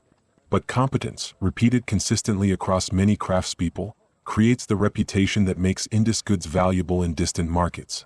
And that reputation creates the trade network that sustains your livelihood. This is the invisible architecture of commerce. The networks, systems, and trust mechanisms that make specialized craft work economically viable. Without these networks, you would need to be more self-sufficient. Grow more of your own food. Make more of your own tools. Participate in fewer specialized transactions. But with these networks, you can focus on one craft. Develop deep expertise. Produce higher quality goods than someone who divides attention among many tasks. And through this specialization, create more value for yourself and for the system as a whole. As you sit in the cooling evening courtyard, you feel gratitude for the network's existence. Not directed at anyone in particular. Just a general appreciation for the fact that the system functions, that goods flow, that trust holds, that distant cities want what you make. Tomorrow you will return to work. More beads to drill, more surfaces to polish. The same patient rhythm repeated. But now, thinking about trade networks and distant destinations, the work carries additional meaning. You are not just making beads. You are sending messages. Small, silent messages that say, here is quality. Here is reliability. Here is a civilization that produces things worth having. And those messages, carried in carnelian, will travel farther than you ever will. After washing and changing into cleaner clothing, you step through the house's entrance into the narrow lane outside. This exit is different from the courtyard, leading not into private space but into the city's public circulation. The lane is perhaps 2 people wide. Baked brick pavement, worn smooth by countless feet over countless years. Walls rise on both sides, creating a corridor that channels movement through the residential quarter. You turn toward the neighborhood's main drain. Every few days you check this drain. Not because you are responsible for its maintenance, that work belongs to civic authorities, but because blocked drains affect everyone nearby. Water backing up, odors rising, the orderly flow of waste disrupted. Today the drain is functioning correctly. You can hear water moving through the covered channel beneath the street. The rectangular bricks that form the drain's ceiling are aligned properly. The maintenance holes at regular intervals show no obvious blockage. This drainage system is one of Mohenjo-Daro's distinctive features. Nearly every house connects to a drain that feeds into larger channels running beneath the streets. These channels eventually carry waste to collection points outside the inhabited areas. The system requires maintenance. Channels must be cleaned periodically. Bricks must be replaced when damaged. But when functioning, it keeps the city remarkably clean compared to settlements where waste simply accumulates in open spaces. You continue walking, heading toward the well where your household draws water. Evening is a social time at the well. People gather not just for water but for conversation, for news, for the small exchanges that maintain community bonds. The well is a circular structure of baked brick, perhaps 10 paces across at its widest point. Steps descend into it, allowing access to water at different levels as the water table fluctuates seasonally. A rope and bucket system makes drawing water efficient. Several neighbors are already here. An older woman pulling up a bucket. A young man waiting his turn. 2 children playing nearby while their mother fills a large ceramic jar. You exchange greetings. Not elaborate. Simple acknowledgments. The day went well? Well enough. Water is sweet today. As always, the conversation is gentle, unremarkable, exactly what neighbors say to each other when the day's work is done and evening's rest approaches. No drama. No conflict. Just the comfortable rhythm of familiar people in familiar space. Someone mentions that a merchant caravan arrived today from the north. New goods in the market tomorrow. Perhaps pottery from sites upstream. Perhaps metal tools. Perhaps nothing particularly interesting but worth checking. Someone else mentions that the brickmakers are producing a new batch. Anyone needing repairs should reserve materials now while availability is good. These small pieces of information circulate through the city via such conversations. No official announcements. No written notices. Just people talking to neighbors, sharing what they know, maintaining the informal networks that make daily life function smoothly. You fill your own water jar, thank the others, and begin the short walk back to your house. The jar is heavy, requiring careful balance. The handle is smooth from use, fitting your grip perfectly. The streets are quieter now. The intense activity of midday has faded. People are in their homes, preparing evening meals, settling into the slower pace that follows work. You pass the Great Bath on your route, though not closely. The bath is a significant structure in the Citadel area, built with careful waterproofing using gypsum plaster and bitumen. Its purpose is debated: ritual bathing, communal gathering, civic function, but its engineering is undeniable. You have used the Great Bath occasionally. The experience is pleasant. Descending the brick steps into clean water, feeling the day's dust and heat wash away, emerging refreshed. But most days household washing is sufficient. The Great Bath is special, used for occasions that call for something beyond ordinary routine. You arrive back at your house as the sky begins its evening color transformation. The bright blue of afternoon is shifting toward amber and orange. Sunset is perhaps an hour away. Inside, your wife has prepared the evening meal. Similar to midday but slightly different. The lentils are mixed with different herbs. The bread is from a different batch, slightly fresher. Small variations that make eating interesting without requiring elaborate preparation. You eat together, talking little. The day's work has been completed. Tomorrow will bring its own tasks. Tonight is for rest. After eating, you perform the small ritual of tool maintenance that prepares tomorrow's work. You unwrap the bow drill and inspect the cord again. A small section shows wear. You cut it away and splice in a fresh piece, knotting it carefully. Test the tension. Good. You examine your remaining carnelian blanks. 6 ordinary beads, 1 decorated. 5 are finished. 1 ordinary blank waits for tomorrow. The decorated blank is special, already preliminarily shaped, already heat-treated to deepen its color. Ready for the painstaking work of creating the pale pattern. You wrap everything carefully and return it to storage. Tools protected from dust. Materials organized for easy access. The workspace prepared for tomorrow's fresh start. The light outside has dimmed to deep twilight. The courtyard is cool again, the stored heat finally dissipating into the evening air. You lie down to sleep. Your body is tired in the particular way that comes from sustained concentration. Not exhausted, just thoroughly spent in useful work. Your last conscious thought is of the bow's rhythm. Pull right, push left. The motion that transforms stone into value, effort into livelihood, patience into progress. And then sleep comes. The next morning begins identically to yesterday. Cool courtyard. Dawn light strengthening gradually. Tools unwrapped. Water prepared. The familiar geography of workspace reassembled. Today's first task is simple. Complete the 6th ordinary bead. The blank is ready, marked yesterday before you stopped. You need only resume where you left off. The bow drill feels natural in your hands again. Rested muscles respond cleanly. The rhythm returns immediately, as if no time has passed since yesterday's final stroke. You drill from the first side. Flip the bead. Drill from the second side. The holes meet cleanly. Test with fiber. Success. 6 ordinary beads now complete. The commission's main requirement fulfilled. You set them in a row on the slab. 6 carnelian beads, roughly matched in size and color, each with a clean central hole, each polished to a gentle sheen. Together they represent perhaps 2 days of steady work. Individually they are small. Collectively they have value. Now you turn attention to the special piece, the decorated bead. This bead is different from the start. It was not selected from a bundle of random rough pieces. It was specifically prepared. Heat treated to enhance its color, bringing out the deep red that makes carnelian valuable. Shaped with extra care to create smooth surfaces that will receive decoration well. The blank sits wrapped in soft cloth, protected from scratches and impacts. You unwrap it carefully and hold it in the morning light. The blank sits wrapped in soft cloth, protected from scratches and impacts. You unwrap it carefully and hold it in the morning light. The color is excellent. Rich red-orange, the shade that merchants value most. The surface is smooth, ready for work. The shape is a slightly elongated barrel, thicker in the middle than at the ends. Decorated carnelian beads are among the most distinctive products of the Indus world. They travel far in trade networks.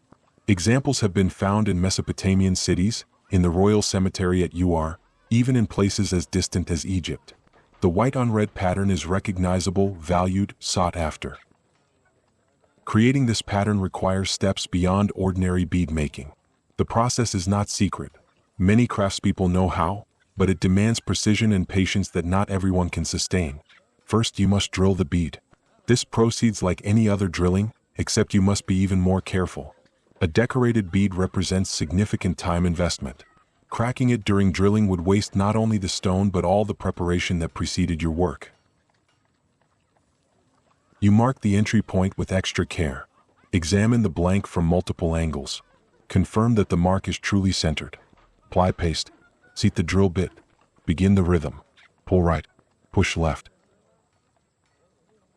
This time you work even more slowly than usual. Fewer strokes between pauses. More frequent checks.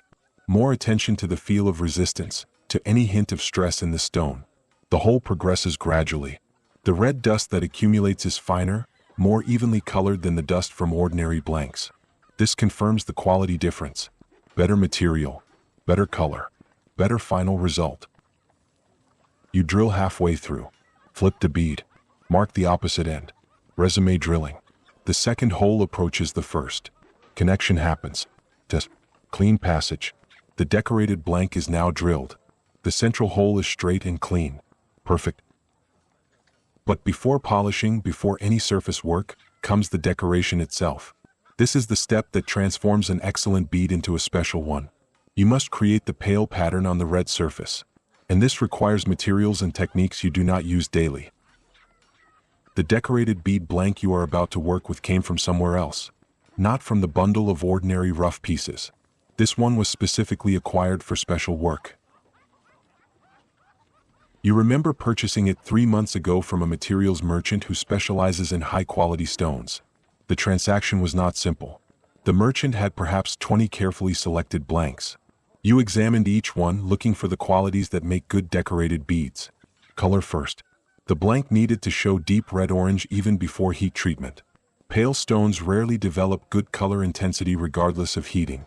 Dark, rich tones in the raw state suggest the stone has high iron content and will respond well to controlled heat. Density next. You tested each blank by tapping it lightly against another stone. A high, clean sound indicates dense, uniform stone structure. A duller sound suggests internal flaws, variations in density, potential weak points that might crack during drilling or heating. Size third. The blank needed to be large enough to create a substantial bead after shaping and polishing remove material, but not so large that drilling becomes impractical. For your capabilities and tools, this means roughly the size of your thumb's first joint, substantial but manageable. Surface condition fourth. You examined each blank for existing cracks, inclusions, discoloration. Perfect stone is rare, but obvious flaws eliminate a candidate immediately. After examining all 20 blanks, you selected 3 that met your standards. The merchant quoted a price. You negotiated slightly, not aggressively, because both parties understood the fair value range. The final price was equivalent to perhaps 4 days of ordinary labor wages for all 3 blanks. This represents significant investment. 4 days' wages for raw materials that might become 3 beads. If all 3 succeed, the investment will be recovered with substantial profit. If any crack during processing, that portion of the investment is lost. This is the economic risk in craft work. Materials cost money before creating value. The transformation from raw to finished is where profit or loss is determined, and that transformation depends entirely on skill. Now, 3 months later, you are working with one of those 3 blanks. The other 2 remain wrapped, waiting for future commissions. Materials purchased ahead allow you to accept decorated bead commissions immediately rather than delaying while you source appropriate stone. But where did this particular carnelian originate? The merchant who sold it to you is not the original source. He is an intermediary. Perhaps one of several intermediaries between the geological source and your workshop. Carnelian of highest quality comes primarily from Gujarat, several hundred miles to the southeast. There, geological conditions created deposits of agate that respond well to heat treatment, turning deep red-orange with controlled heating. From Gujarat sources, rough carnelian travels to Mohenjo-Daro through trade networks. Someone mines it, someone transports it, someone does preliminary shaping to reduce weight and volume. Someone else transports the shaped pieces. Eventually, a merchant in Mohenjo-Daro purchases a quantity and offers it for sale to craftspeople. Each transaction along this chain adds cost. The miner receives payment. Each transporter receives payment. Each intermediate merchant takes a margin. By the time the stone reaches your hands, its cost has multiplied many times over the original extraction value. This multi-layer supply chain creates challenges. Quality becomes difficult to verify. The merchant selling to you may not have personally seen the Gujarat source. He trusts his supplier, who trusts their supplier, extending back in a chain of trust that eventually reaches the actual geological origin. But trust alone does not guarantee quality.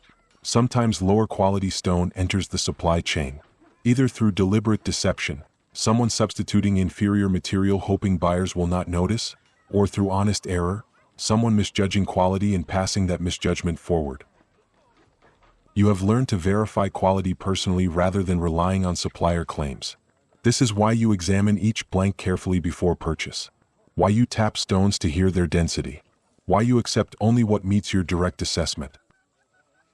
Even so, problems sometimes emerge only during processing. A blank that looked perfect might reveal internal flaw when drilling begins.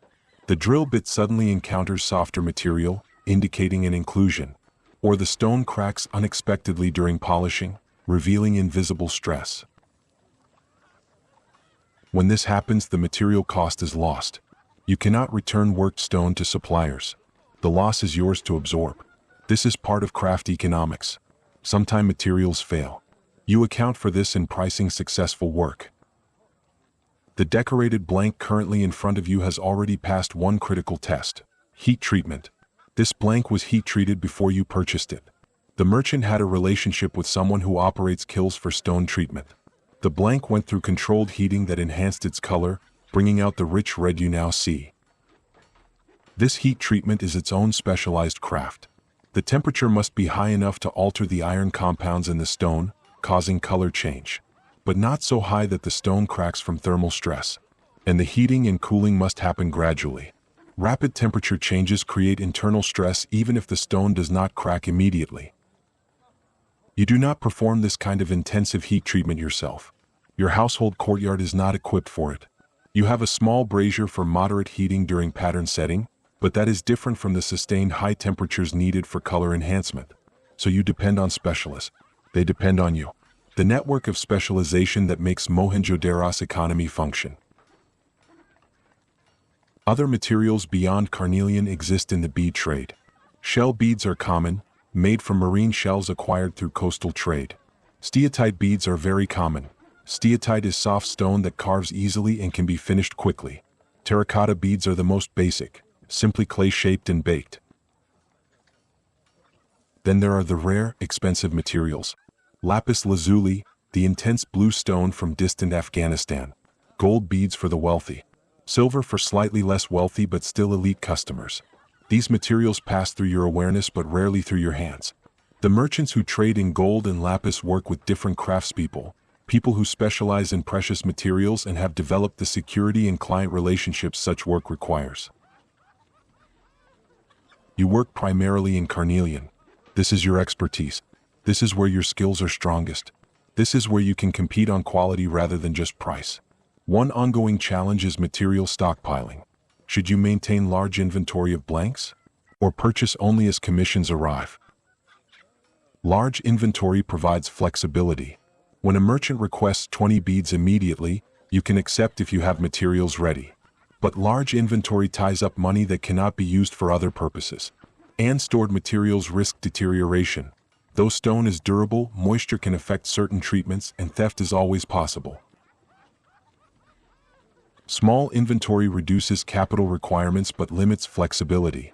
You might have to decline commissions because materials are unavailable when needed. You have settled on moderate inventory. Enough blanks for perhaps 3 or 4 typical commissions. Not so much that capital is excessively tied up. Not so little that you routinely turn away work. This balance required trial and error to find. Early in your career, you kept minimal inventory and lost opportunities. Then you overcorrected, tying up too much capital and materials. Gradually, you found the sustainable middle ground. Material costs also vary seasonally. During good harvest years when overall prosperity increases, more people purchase beads, demand rises, prices for quality carnelian increase. During lean years, demand softens, prices moderate. You try to purchase materials during moderate periods and hold inventory for higher demand times. This requires predicting economic cycles, not perfectly but reasonably.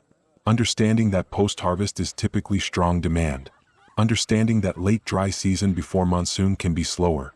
Using this knowledge to time purchases. The merchant you buy from understands these same cycles. He is trying to optimize his inventory relative to your purchases. You are trying to optimize your inventory relative to customer commissions. Both of you are managing uncertainty using experience and judgment. This is the invisible work of craft economics. Not just making things but managing materials, timing purchases, balancing inventory, calculating risk. The drilling and polishing are visible. The materials management is invisible but equally necessary. As you prepare to apply decorative pattern to this specific blank, the one purchased 3 months ago from a merchant who acquired it from someone who acquired it from someone else, ultimately traced back to Gujarat geology, you feel the weight of the supply chain.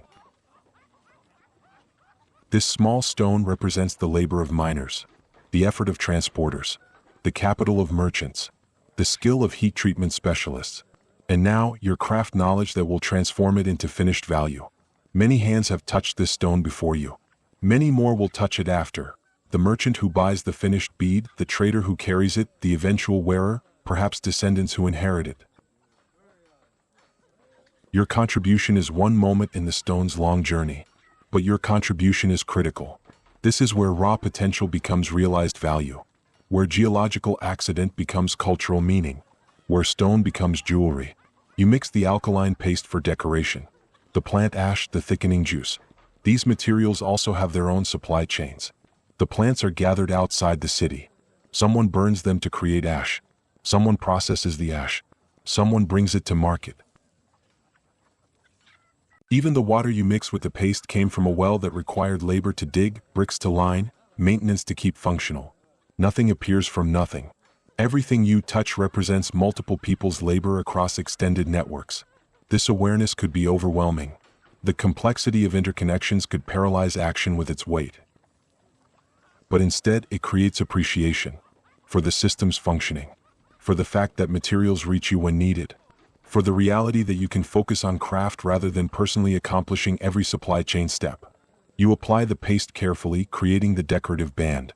The white-gray material adheres to the deep red stone. The contrast is already visible even before heat setting makes it permanent. Materials from multiple sources, combined through your knowledge, creating new value. This is craft work. This is trade. This is civilization functioning. One small decorated bead. Many networks, countless connections. And tomorrow the bead will enter new networks, traveling paths you cannot predict, to destinations you will never see. Creating the pale pattern on carnelian involves chemical treatment, not just physical shaping. You must apply a substance to the bead's surface that will react with the stone to create the white markings. The exact composition of this substance varies among craftspeople. Some recipes are guarded. Some are openly shared. The basic principle is understood. Alkaline materials combined with plant extracts can alter carnelian surface chemistry when applied carefully and heated properly. You prepare a small amount of the paste. The base is an alkaline powder derived from burning certain plants and collecting their ash. Mixed with water, this creates a caustic solution that must be handled carefully. Too much contact with skin causes irritation. Splashed in eyes would be dangerous. To this solution, you add plant juice extracted from a specific bush that grows in dry areas outside the city. The juice thickens the solution, makes it sticky, allows it to adhere where applied rather than running off. The resulting paste is white-gray, thick, and slightly translucent. When applied to carnelian and properly treated with heat, it will create the pale white pattern that marks decorated beads. Now comes the design decision. What pattern should you create? Simple patterns work best. Complex patterns blur when viewed from normal distance. A bead worn on a necklace is small. Its decoration must be clear at that scale. You decide on a band pattern. A white stripe circling the bead's middle, perhaps the width of 2 grain seeds. Simple, clear, effective. You dip a very thin piece of split reed into the paste. The reed's tip can carry just enough paste to draw a thin line. Too much paste creates a thick, sloppy line. Too little creates gaps. You steady the bead on a small wooden holder. Take a breath. Concentrate. Begin drawing the line around the bead's middle. The reed tip moves steadily, leaving a trail of white-gray paste. The line is thin but visible. You rotate the bead slowly as the reed moves, keeping the line at a constant distance from both ends. Around and around. The line completes a full circle and meets its starting point. You lift the reed away and examine the work. The line is reasonably even. Not perfect, hand-drawn lines never are, but good enough. When the paste reacts with the carnelian, slight irregularities will matter less than the overall pattern clarity. But you are not finished. The paste must dry slightly before the next step. Wet paste is easily smudged. Dried paste becomes more stable. You set the bead aside in a safe spot where nothing will touch it. The drying takes perhaps half an hour. Meanwhile, you can return to other work. You take the 6 ordinary completed beads and begin a final quality check. Examine each hole to confirm it is clean. Roll each bead on the slab to confirm roundness. Hold each up to light to check for cracks you might have missed. All 6 pass inspection. They are ready for delivery. You count them into a small cloth bag. 6 beads. The merchant will count them again when you deliver, but your count must be accurate first. Trust begins with honesty in numbers. The decorated beads paste has dried now. You return attention to it. The next step is gentle heating. This is not the intensive heating used to enhance carnelian color initially. This is moderate warmth sustained over time that encourages the chemical reaction between paste and stone. You have a small portable brazier for this purpose. Ceramic bowl filled with glowing charcoal. You hold the bead above the heat, not in direct contact with coals, but close enough to become warm. The temperature must be controlled. Too cool and the reaction will not proceed. Too hot and the stone might crack or the paste might burn away uselessly. You judge temperature by feel and observation. When the paste begins to change color slightly, becoming more opaque white, the heat is working. You maintain this distance for a time, rotating the bead slowly to ensure even heating. After several minutes, you remove the bead from heat and allow it to cool. The paste has hardened now, adhering firmly to the carnelian surface. But the work is not done. The paste must be removed to reveal the pattern beneath. You take a damp cloth and begin gently rubbing the paste away. It comes off in small flakes and powder, dissolved by the moisture. As it removes, the pattern emerges. Where the paste contacted the carnelian, the stone's surface has changed. It has become pale, almost white, contrasting sharply with the red-orange of untreated areas. The band pattern is clear. A pale stripe circling the bead's middle. Simple, effective, unmistakably decorated. You continue removing paste until all of it is gone. Then you rinse the bead in clean water and examine it in bright light. The decoration is successful. The pattern is clear. The contrast is strong. This bead is now special. But one more step remains: final polishing to make the entire surface gleam. The decorated bead has its pattern, but the surface is slightly roughened from the chemical treatment. The pale areas especially need smoothing. Without final polish, the bead would feel rough to touch, would not reflect light properly. You return to the familiar work of polishing. But this time you must be even more careful. The decorated area is potentially more fragile than untreated carnelian. Too aggressive polishing might remove the pale pattern entirely, wasting all previous work. You begin with the finest abrasive grade available. Skip the coarser grades that you would normally start with. Work gently using minimal pressure. The bead rotates on the soft leather polishing surface. Small circles, constant motion, light pressure. Gradually, the surface begins to smooth. The rough texture left by paste removal disappears.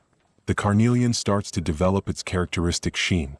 The pale pattern remains visible throughout this process. In fact, as the surface smooths, the pattern becomes more distinct. The color contrast between treated and untreated areas becomes sharper, clearer, more visually striking. You work slowly. No rushing. This bead represents days of effort across multiple steps. The final polishing must honor that investment. After perhaps an hour of gentle polishing, the bead achieves the quality you seek. The surface is smooth everywhere. The pattern is clear. The colors are vibrant. Light reflects cleanly from all areas. You hold the finished decorated bead up to the morning sun. The red carnelian glows. The white pattern stands out in sharp relief. This is a bead that will attract attention, that will command a higher price, that will travel far because people recognize its value. You set it carefully in a separate cloth, away from the ordinary beads. Special items deserve special handling. Now your week's commission is complete. 6 ordinary beads plus 1 decorated bead. Exactly what the merchant requested. You prepare for delivery. The ordinary beads go into one small cloth bag. The decorated bead wraps individually in soft fabric, then goes into a second bag. This separation prevents the special bead from being scratched by contact with others during transport. You will deliver these tomorrow morning. The merchant's shop is in the market quarter, perhaps a 10-minute walk from your house.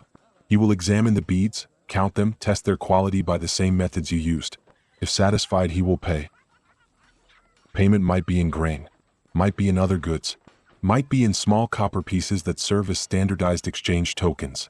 The exact form matters less than fair value. You calculate what the beads should be worth. The ordinary ones perhaps 2 days of a laborer's wages each. The decorated one perhaps 5 to 8 times that much, given the additional skill and time required. This puts your week's work value at perhaps equivalent to half a month's wage for an ordinary laborer. Not wealthy, but adequate. Enough to keep your household functioning, to purchase materials for next week's work, to maintain your position in the city's economic network. The afternoon is free now. With the commission complete and tomorrow's delivery scheduled, you have no pressing obligations. You decide to walk to the city's market area. Not to sell, that happens tomorrow, but to observe. To see what other craftspeople are producing. To notice what goods attract attention. To maintain awareness of the larger economic environment your work exists within. The walk takes you through several different quarters of the city. Residential areas give way to more commercial streets. The buildings change character. More shops. More open fronts displaying goods. More people moving with purpose. The market is not a single location but a distributed network of selling points spread across several streets. Pottery here. Textiles there. Food items in another area. Metal goods elsewhere. The organization has no formal plan but has evolved through practice into an efficient system. You pause at a stall selling shell bangles. The work is excellent. The shells are cut into perfect circles, ground smooth, polished to ivory white brilliance. Each bangle is uniform in thickness and diameter. This is craft work comparable to your own, just with different material. The bangle seller sees you examining her work. You are the carnelian man from the brickmaker's quarter? You nod. You know me? My cousin bought beads from you last year. Good work. Clean holes. She picks up one of her bangles. We know each other's reputation even if we do not know each other's faces. This is how the city works. You agree. Mohenjo-Daro is large enough that not everyone knows everyone. But within craft networks, reputation spreads. Good work becomes known. Poor work becomes avoided. You continue walking, observing, noting. A potter is selling storage jars with good waterproofing. A weaver displays cloth dyed in rich reds and browns. A metal worker shows bronze tools, sharp and well-balanced. All of it is evidence of a functioning economy. People making things. People buying things. Value circulating through the city in countless small transactions. As you walk, you pass one of the city's standardized weight stones. Merchants use these to verify quantities during trade. The stones are carved in specific sizes following a binary progression. 1 unit, 2 units, 4 units, 8 units, and so on. This standardization allows trade to happen fairly. A merchant in Mohenjo-Daro can use the same weight system as a merchant in Harappa or Lathal. Everyone agrees on the measure. This agreement makes complex trade networks possible. Your beads will be weighed tomorrow. The merchant will verify that you have delivered the correct quantity by using such standardized measures. The system protects both parties. You cannot deliver underweight goods. The merchant cannot claim you delivered less than you did. Trust builds on such systems. And trust makes trade possible across distances too large for personal relationships alone. The sun is beginning its descent toward evening. The market activity is starting to slow. You turn back toward your neighborhood, satisfied with the afternoon's observations. Tomorrow you will deliver the beads, receive payment, and begin thinking about next week's work. The cycle continues. Commission, production, delivery, payment. Over and over. This is livelihood. You arrive home as the light turns golden. Inside, your wife is preparing the evening meal. The familiar smells of cooking. The familiar sounds of domestic activity. You sit and rest, letting the day's walking settle, feeling contentment that comes from work completed well. Tomorrow is delivery, but tonight is peace. The next morning you wake earlier than usual. Delivery days carry a different energy than work days.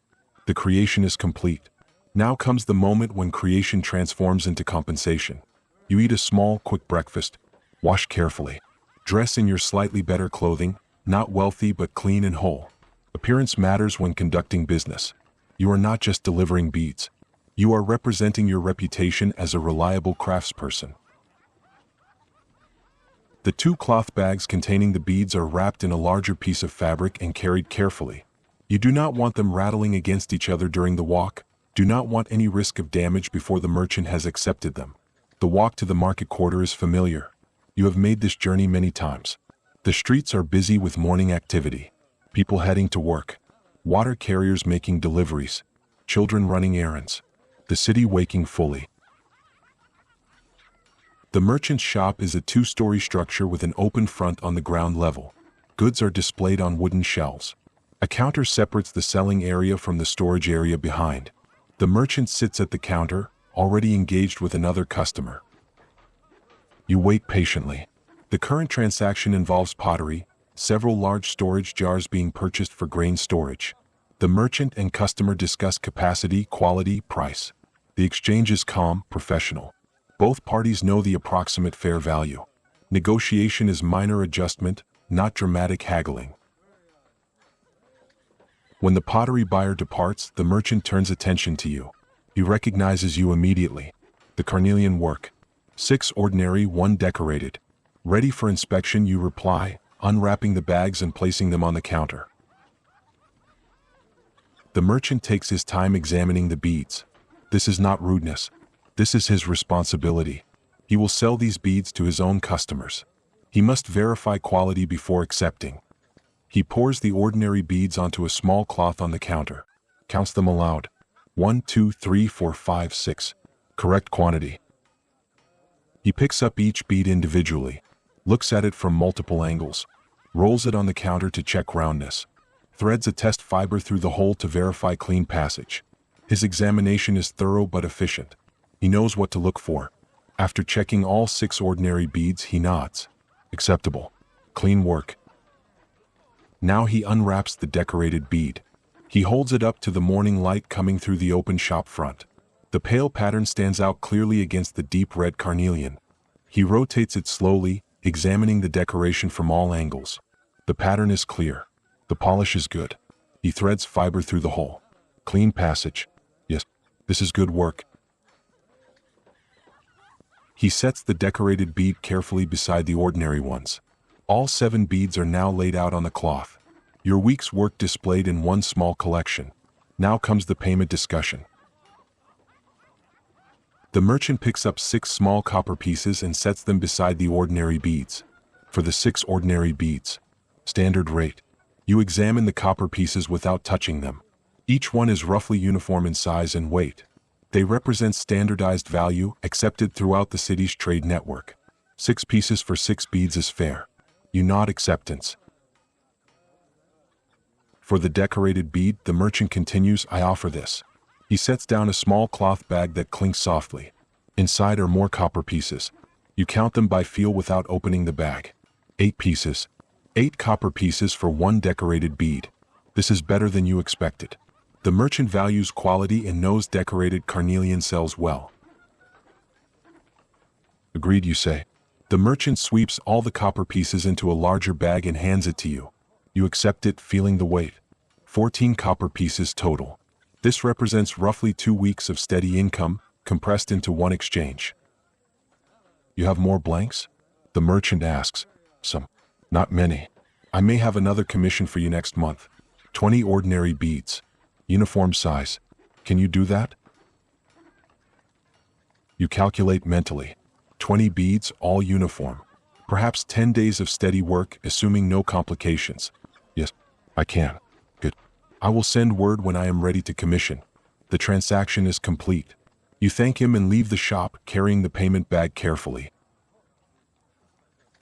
14 copper pieces will support your household for several weeks if managed wisely.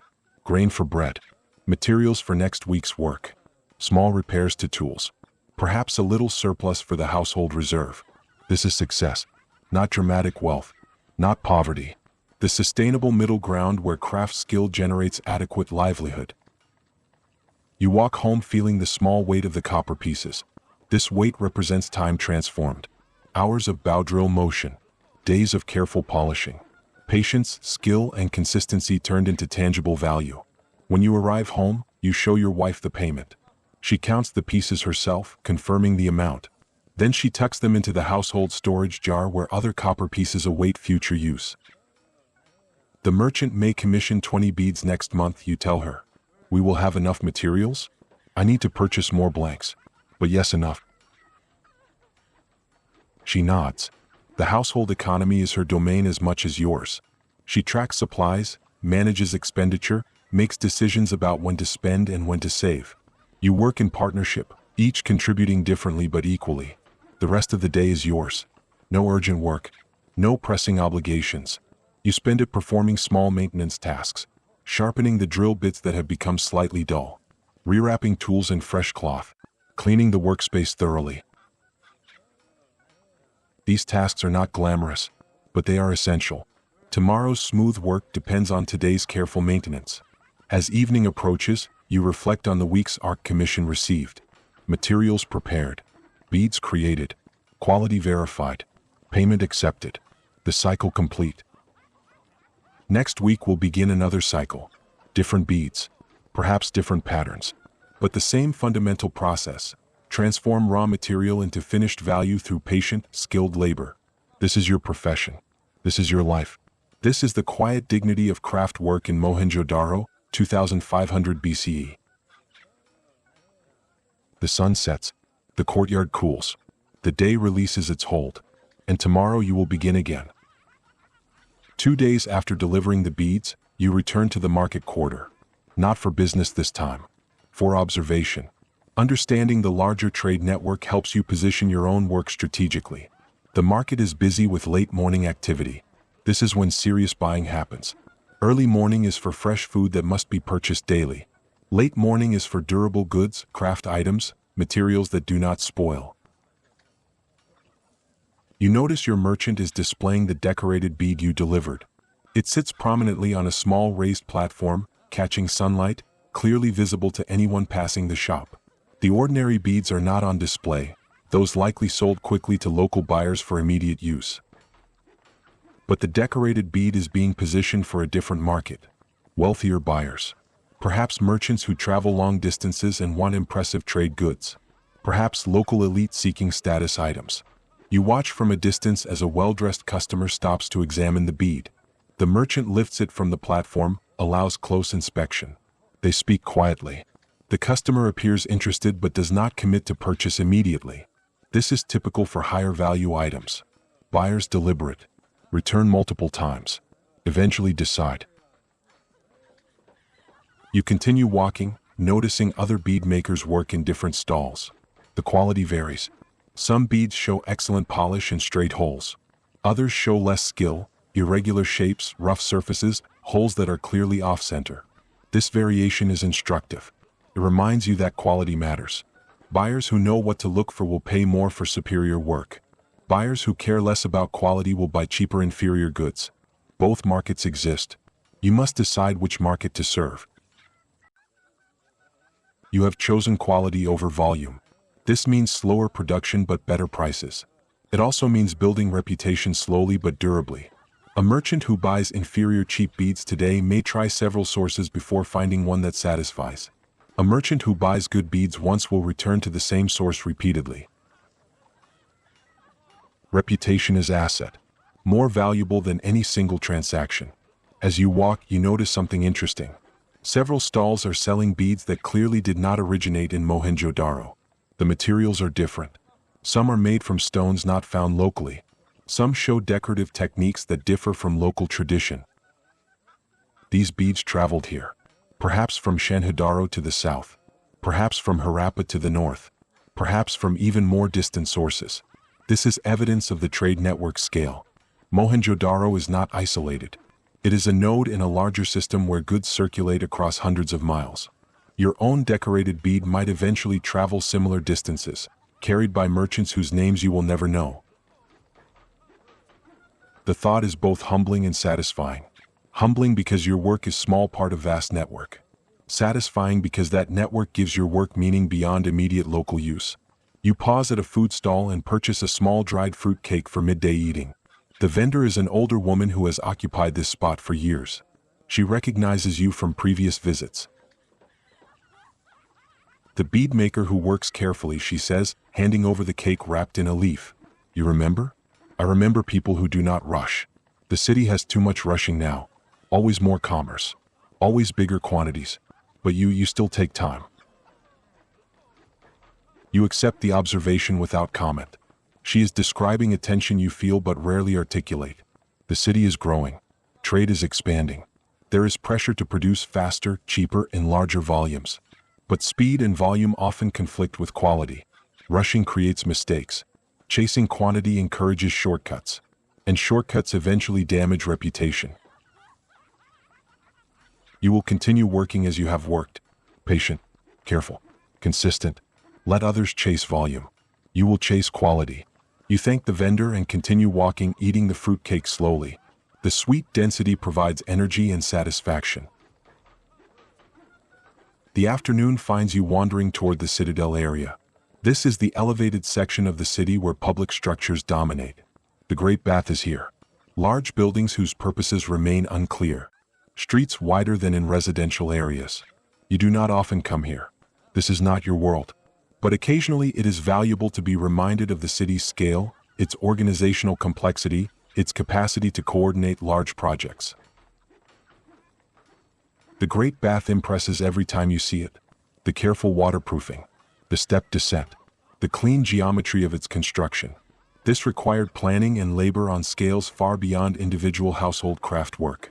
Who organized this? Who commanded the resources? Who designed the waterproofing system? These questions have no obvious answers. The city appears to function without visible kings or obvious hierarchies. Perhaps organization emerges from consensus rather than command. Perhaps the city operates through distributed decision-making rather than centralized authority. You do not know. You are a bead-maker, not a scholar of governance. But observing the Great Bath reminds you that your society is capable of impressive achievements, and that provides context for your own work.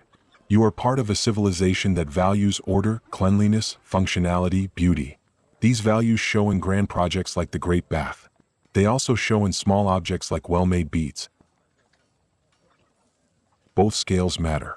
Both contribute to what makes this civilization distinctive.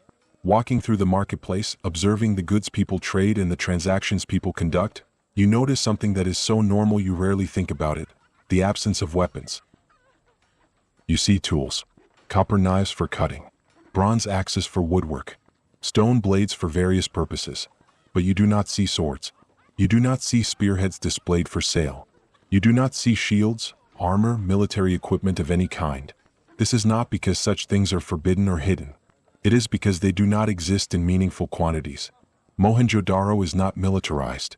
The Indus civilization, as far as you know, does not organize around warfare.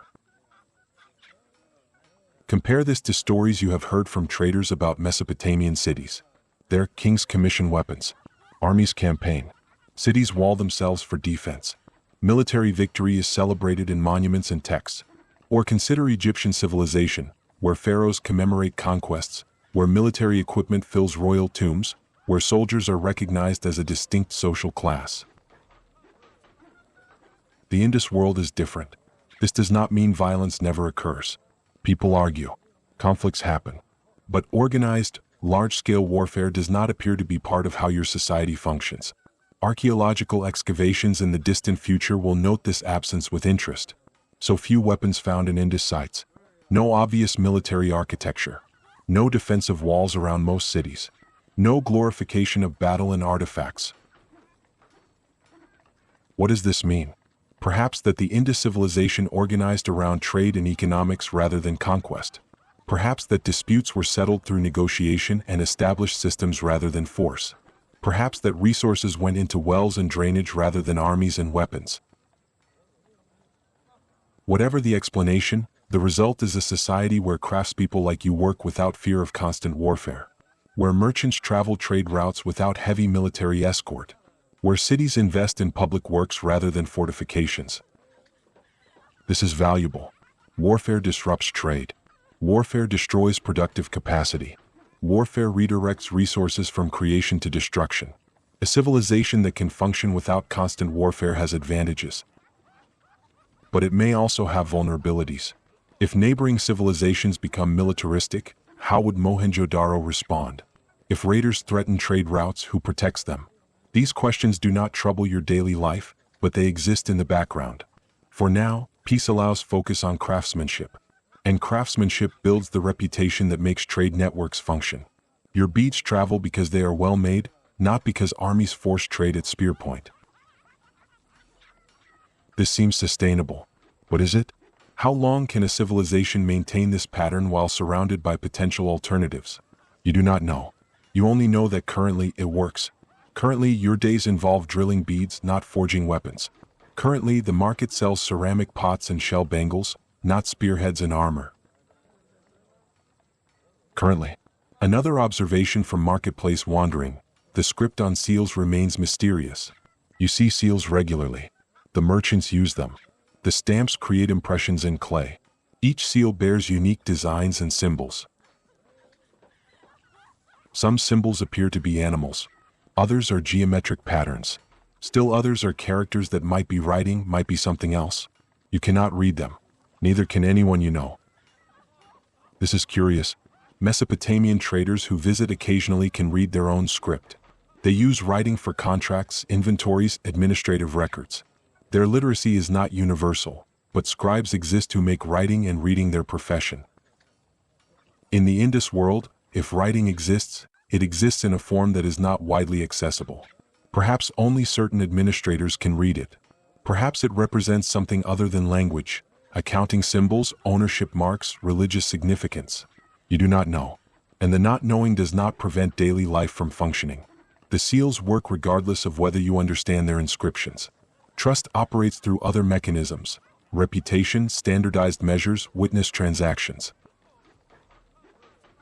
But there is something unsettling about symbols that carry meaning you cannot access. It suggests layers of organization beyond your awareness.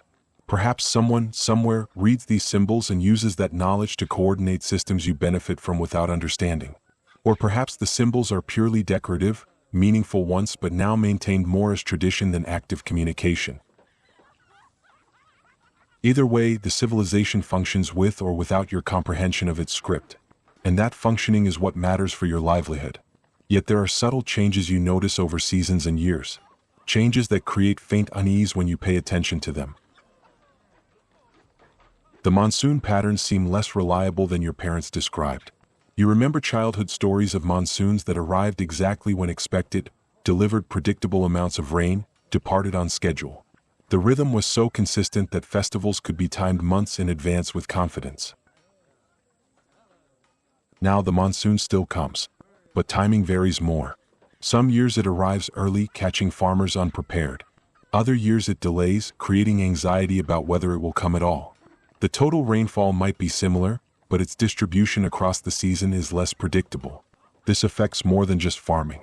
Monsoon timing influences river levels, which influence trade routes, which influence merchant schedules, which influence commission timing for craftspeople like you. Increased variability creates increased uncertainty.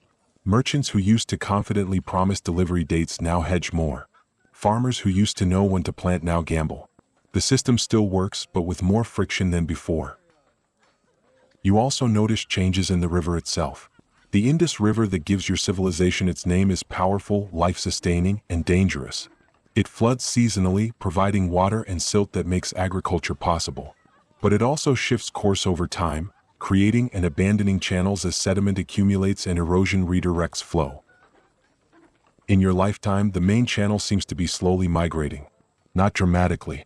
Not in ways that threaten Mohenjo-Daro immediately. But older residents speak of channels that were once active and are now dry. Of fields that were once fertile and are now difficult to irrigate. These are slow changes. Measured in decades, not days. Easy to ignore in daily routine. But collectively they might signal something more significant. Climate itself seems to be shifting. Not in your lifetime alone, that would be too short to judge climate. But comparing your experience to stories from grandparents' generation, there are differences. Drier overall, less reliable rainfall, hotter periods during dry season. Again, these are subtle, not catastrophic, but trending in a direction that could become problematic if the trend continues. You do not have language to describe climate change in modern scientific terms.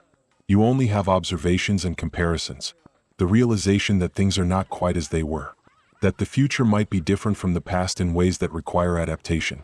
Some settlements in the broader Indus region are already showing strain. You hear reports from traders of smaller villages being abandoned, of people migrating toward larger cities like Mohenjo-Daro, of fields reverting to scrubland as irrigation becomes too difficult. Mohenjo-Daro remains prosperous. Its infrastructure still functions. Its wells still provide water even when rain is scarce. Its drainage still handles monsoon floods. The city has resilience that smaller settlements lack. But resilience is not immunity. If environmental conditions continue changing, Even Mohenjo-Daro's sophisticated infrastructure might eventually face challenges it cannot overcome. You do not dwell on these thoughts. They are background awareness, not foreground anxiety. Your daily life continues normally. Beads are commissioned. Materials are available. Merchants pay reliably. The system functions. But you notice, and the noticing creates a subtle, nameless concern. Civilizations feel permanent from inside. The city has existed since before your grandparents were born. Its systems are so well established they seem inevitable. The idea that Mohenjo-Daro might someday be abandoned seems impossible. Yet you know from traders' stories that cities elsewhere have risen and fallen. That settlements can fail when water sources dry up, or populations outgrow food supply, or trade routes shift elsewhere. Impermanence is possible even for sophisticated civilizations. You do not imagine that Mohenjo-Daro is near such a crisis. Everything still works, but you are aware that working is not a permanent state.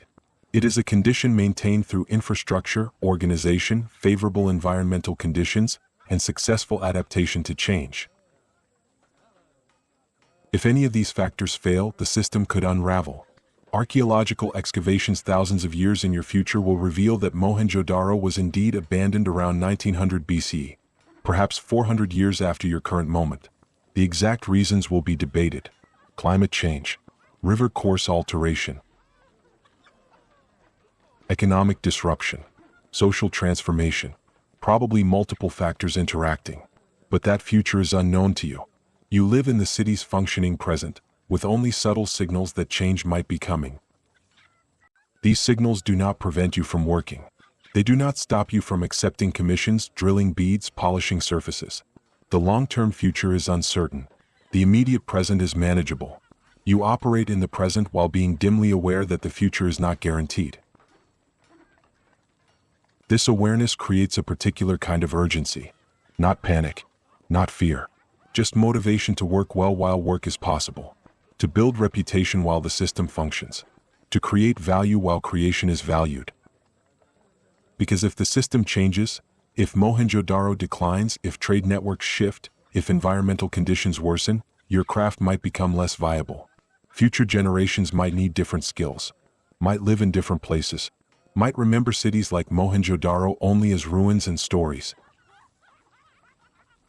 But that future is not your responsibility.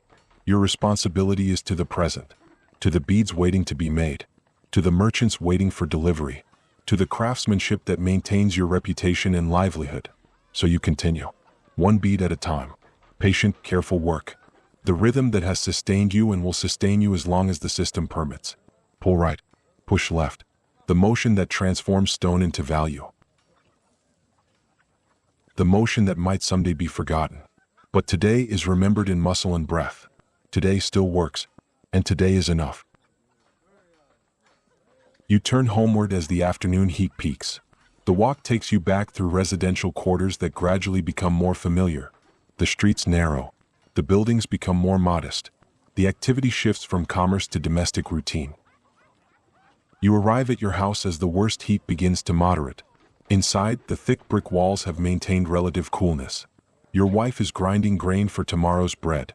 The familiar sound of stone on stone, different in tone from your own grinding work but similar in rhythm. You sit and rest, letting the marketplace observations settle in your mind. What you saw today will inform decisions weeks from now. Which commissions to accept, what quality standards to maintain, how to price your work relative to competition. Knowledge accumulates slowly. This is why observation matters. Why staying connected to the market matters. Why understanding the larger system matters. You are not just making beads. You are participating in an economic network that spans continents and centuries. And that participation requires awareness beyond the immediate task of drilling and polishing.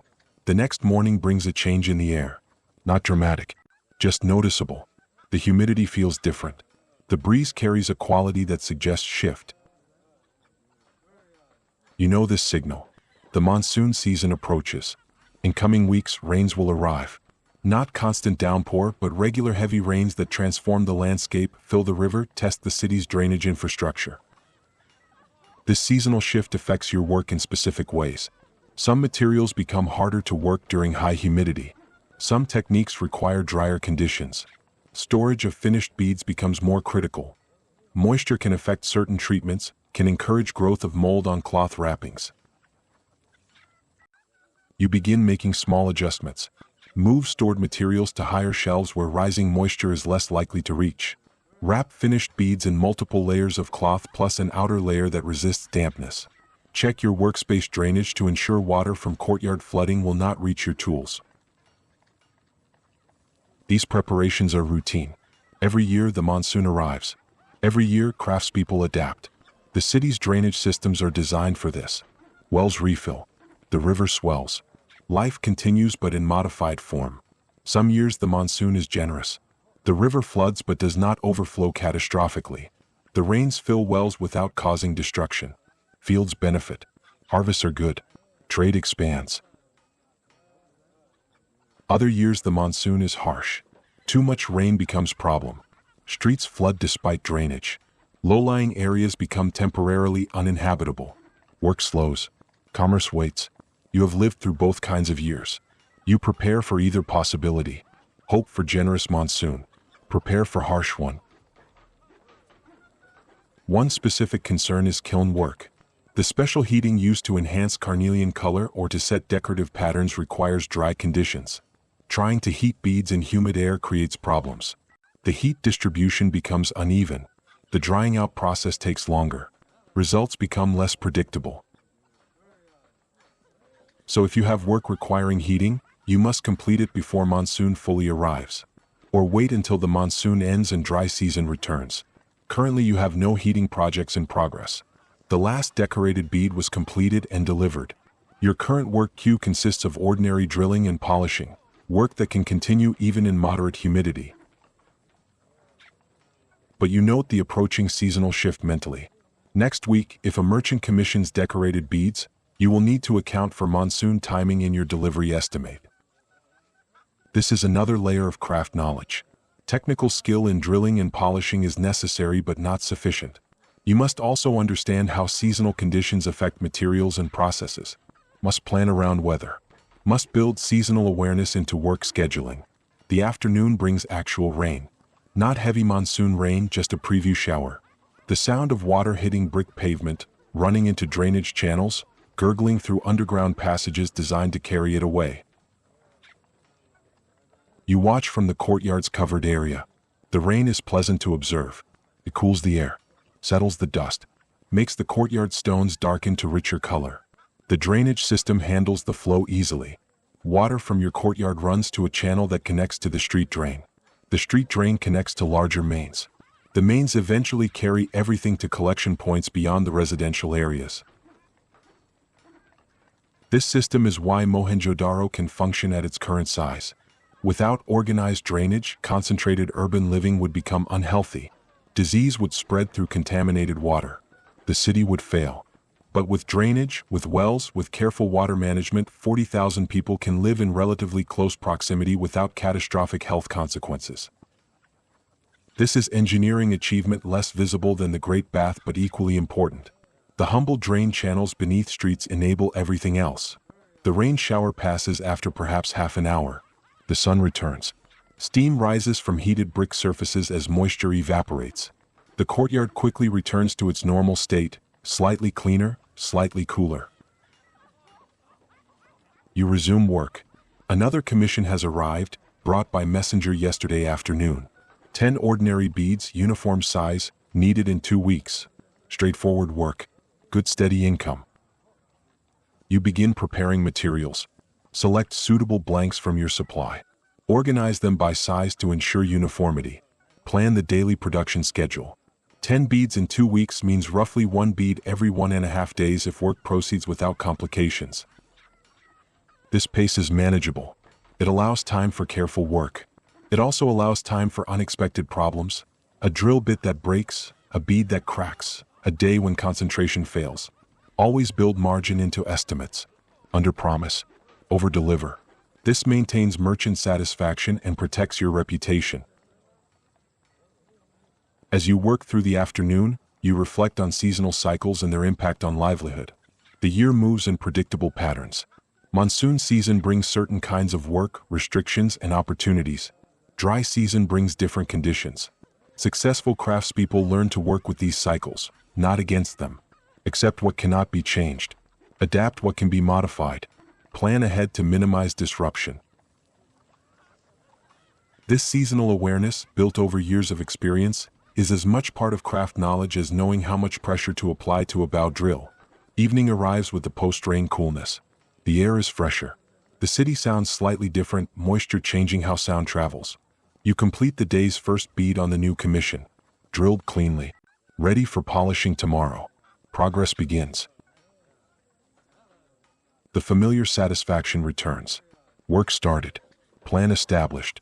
Outcome predictable if discipline maintains. This is the rhythm you live within. Daily work, seasonal awareness, long-term reputation, all connected, all necessary, all part of being a bead maker in Mohenjo-Daro, 2500 BCE. The weeks pass in familiar patterns. Commissions arrive. Blanks are drilled. Surfaces are polished. Beads are delivered. Payment is received. New materials are purchased. The cycle repeats. Some weeks bring easier work. Small beads. Simple requirements. Quick completion. Other weeks bring challenges. Difficult stones. Demanding specifications. Technical problems that require patient problem solving. Through all variation, one constant persists. Patient, careful attention to process. This is what separates sustainable craft work from work that eventually fails. The ability to maintain quality through repetition. To care about the 300th bead as much as the first. You have been making beads for enough years now that you notice patterns in your own development. Skills that once required conscious effort now operate automatically. Your hands know how much pressure to apply before your mind registers the decision. Your eyes detect flaws your conscious attention has not yet noticed. This accumulated expertise is valuable but invisible. A customer sees a finished bead. You see the 100 small decisions that made it possible. The slight adjustment of drill angle. The extra pause to let stone cool. The careful selection of abrasive grade. These invisible decisions are where quality lives. And quality over time builds reputation. And reputation creates sustainable livelihood. You also notice the younger generation entering craft work. Apprentices learning from established makers. Their initial work is rough, enthusiastic, imperfect. Over time, with guidance and practice, some become skilled. Others plateau at adequate. A few eventually surpass their teachers.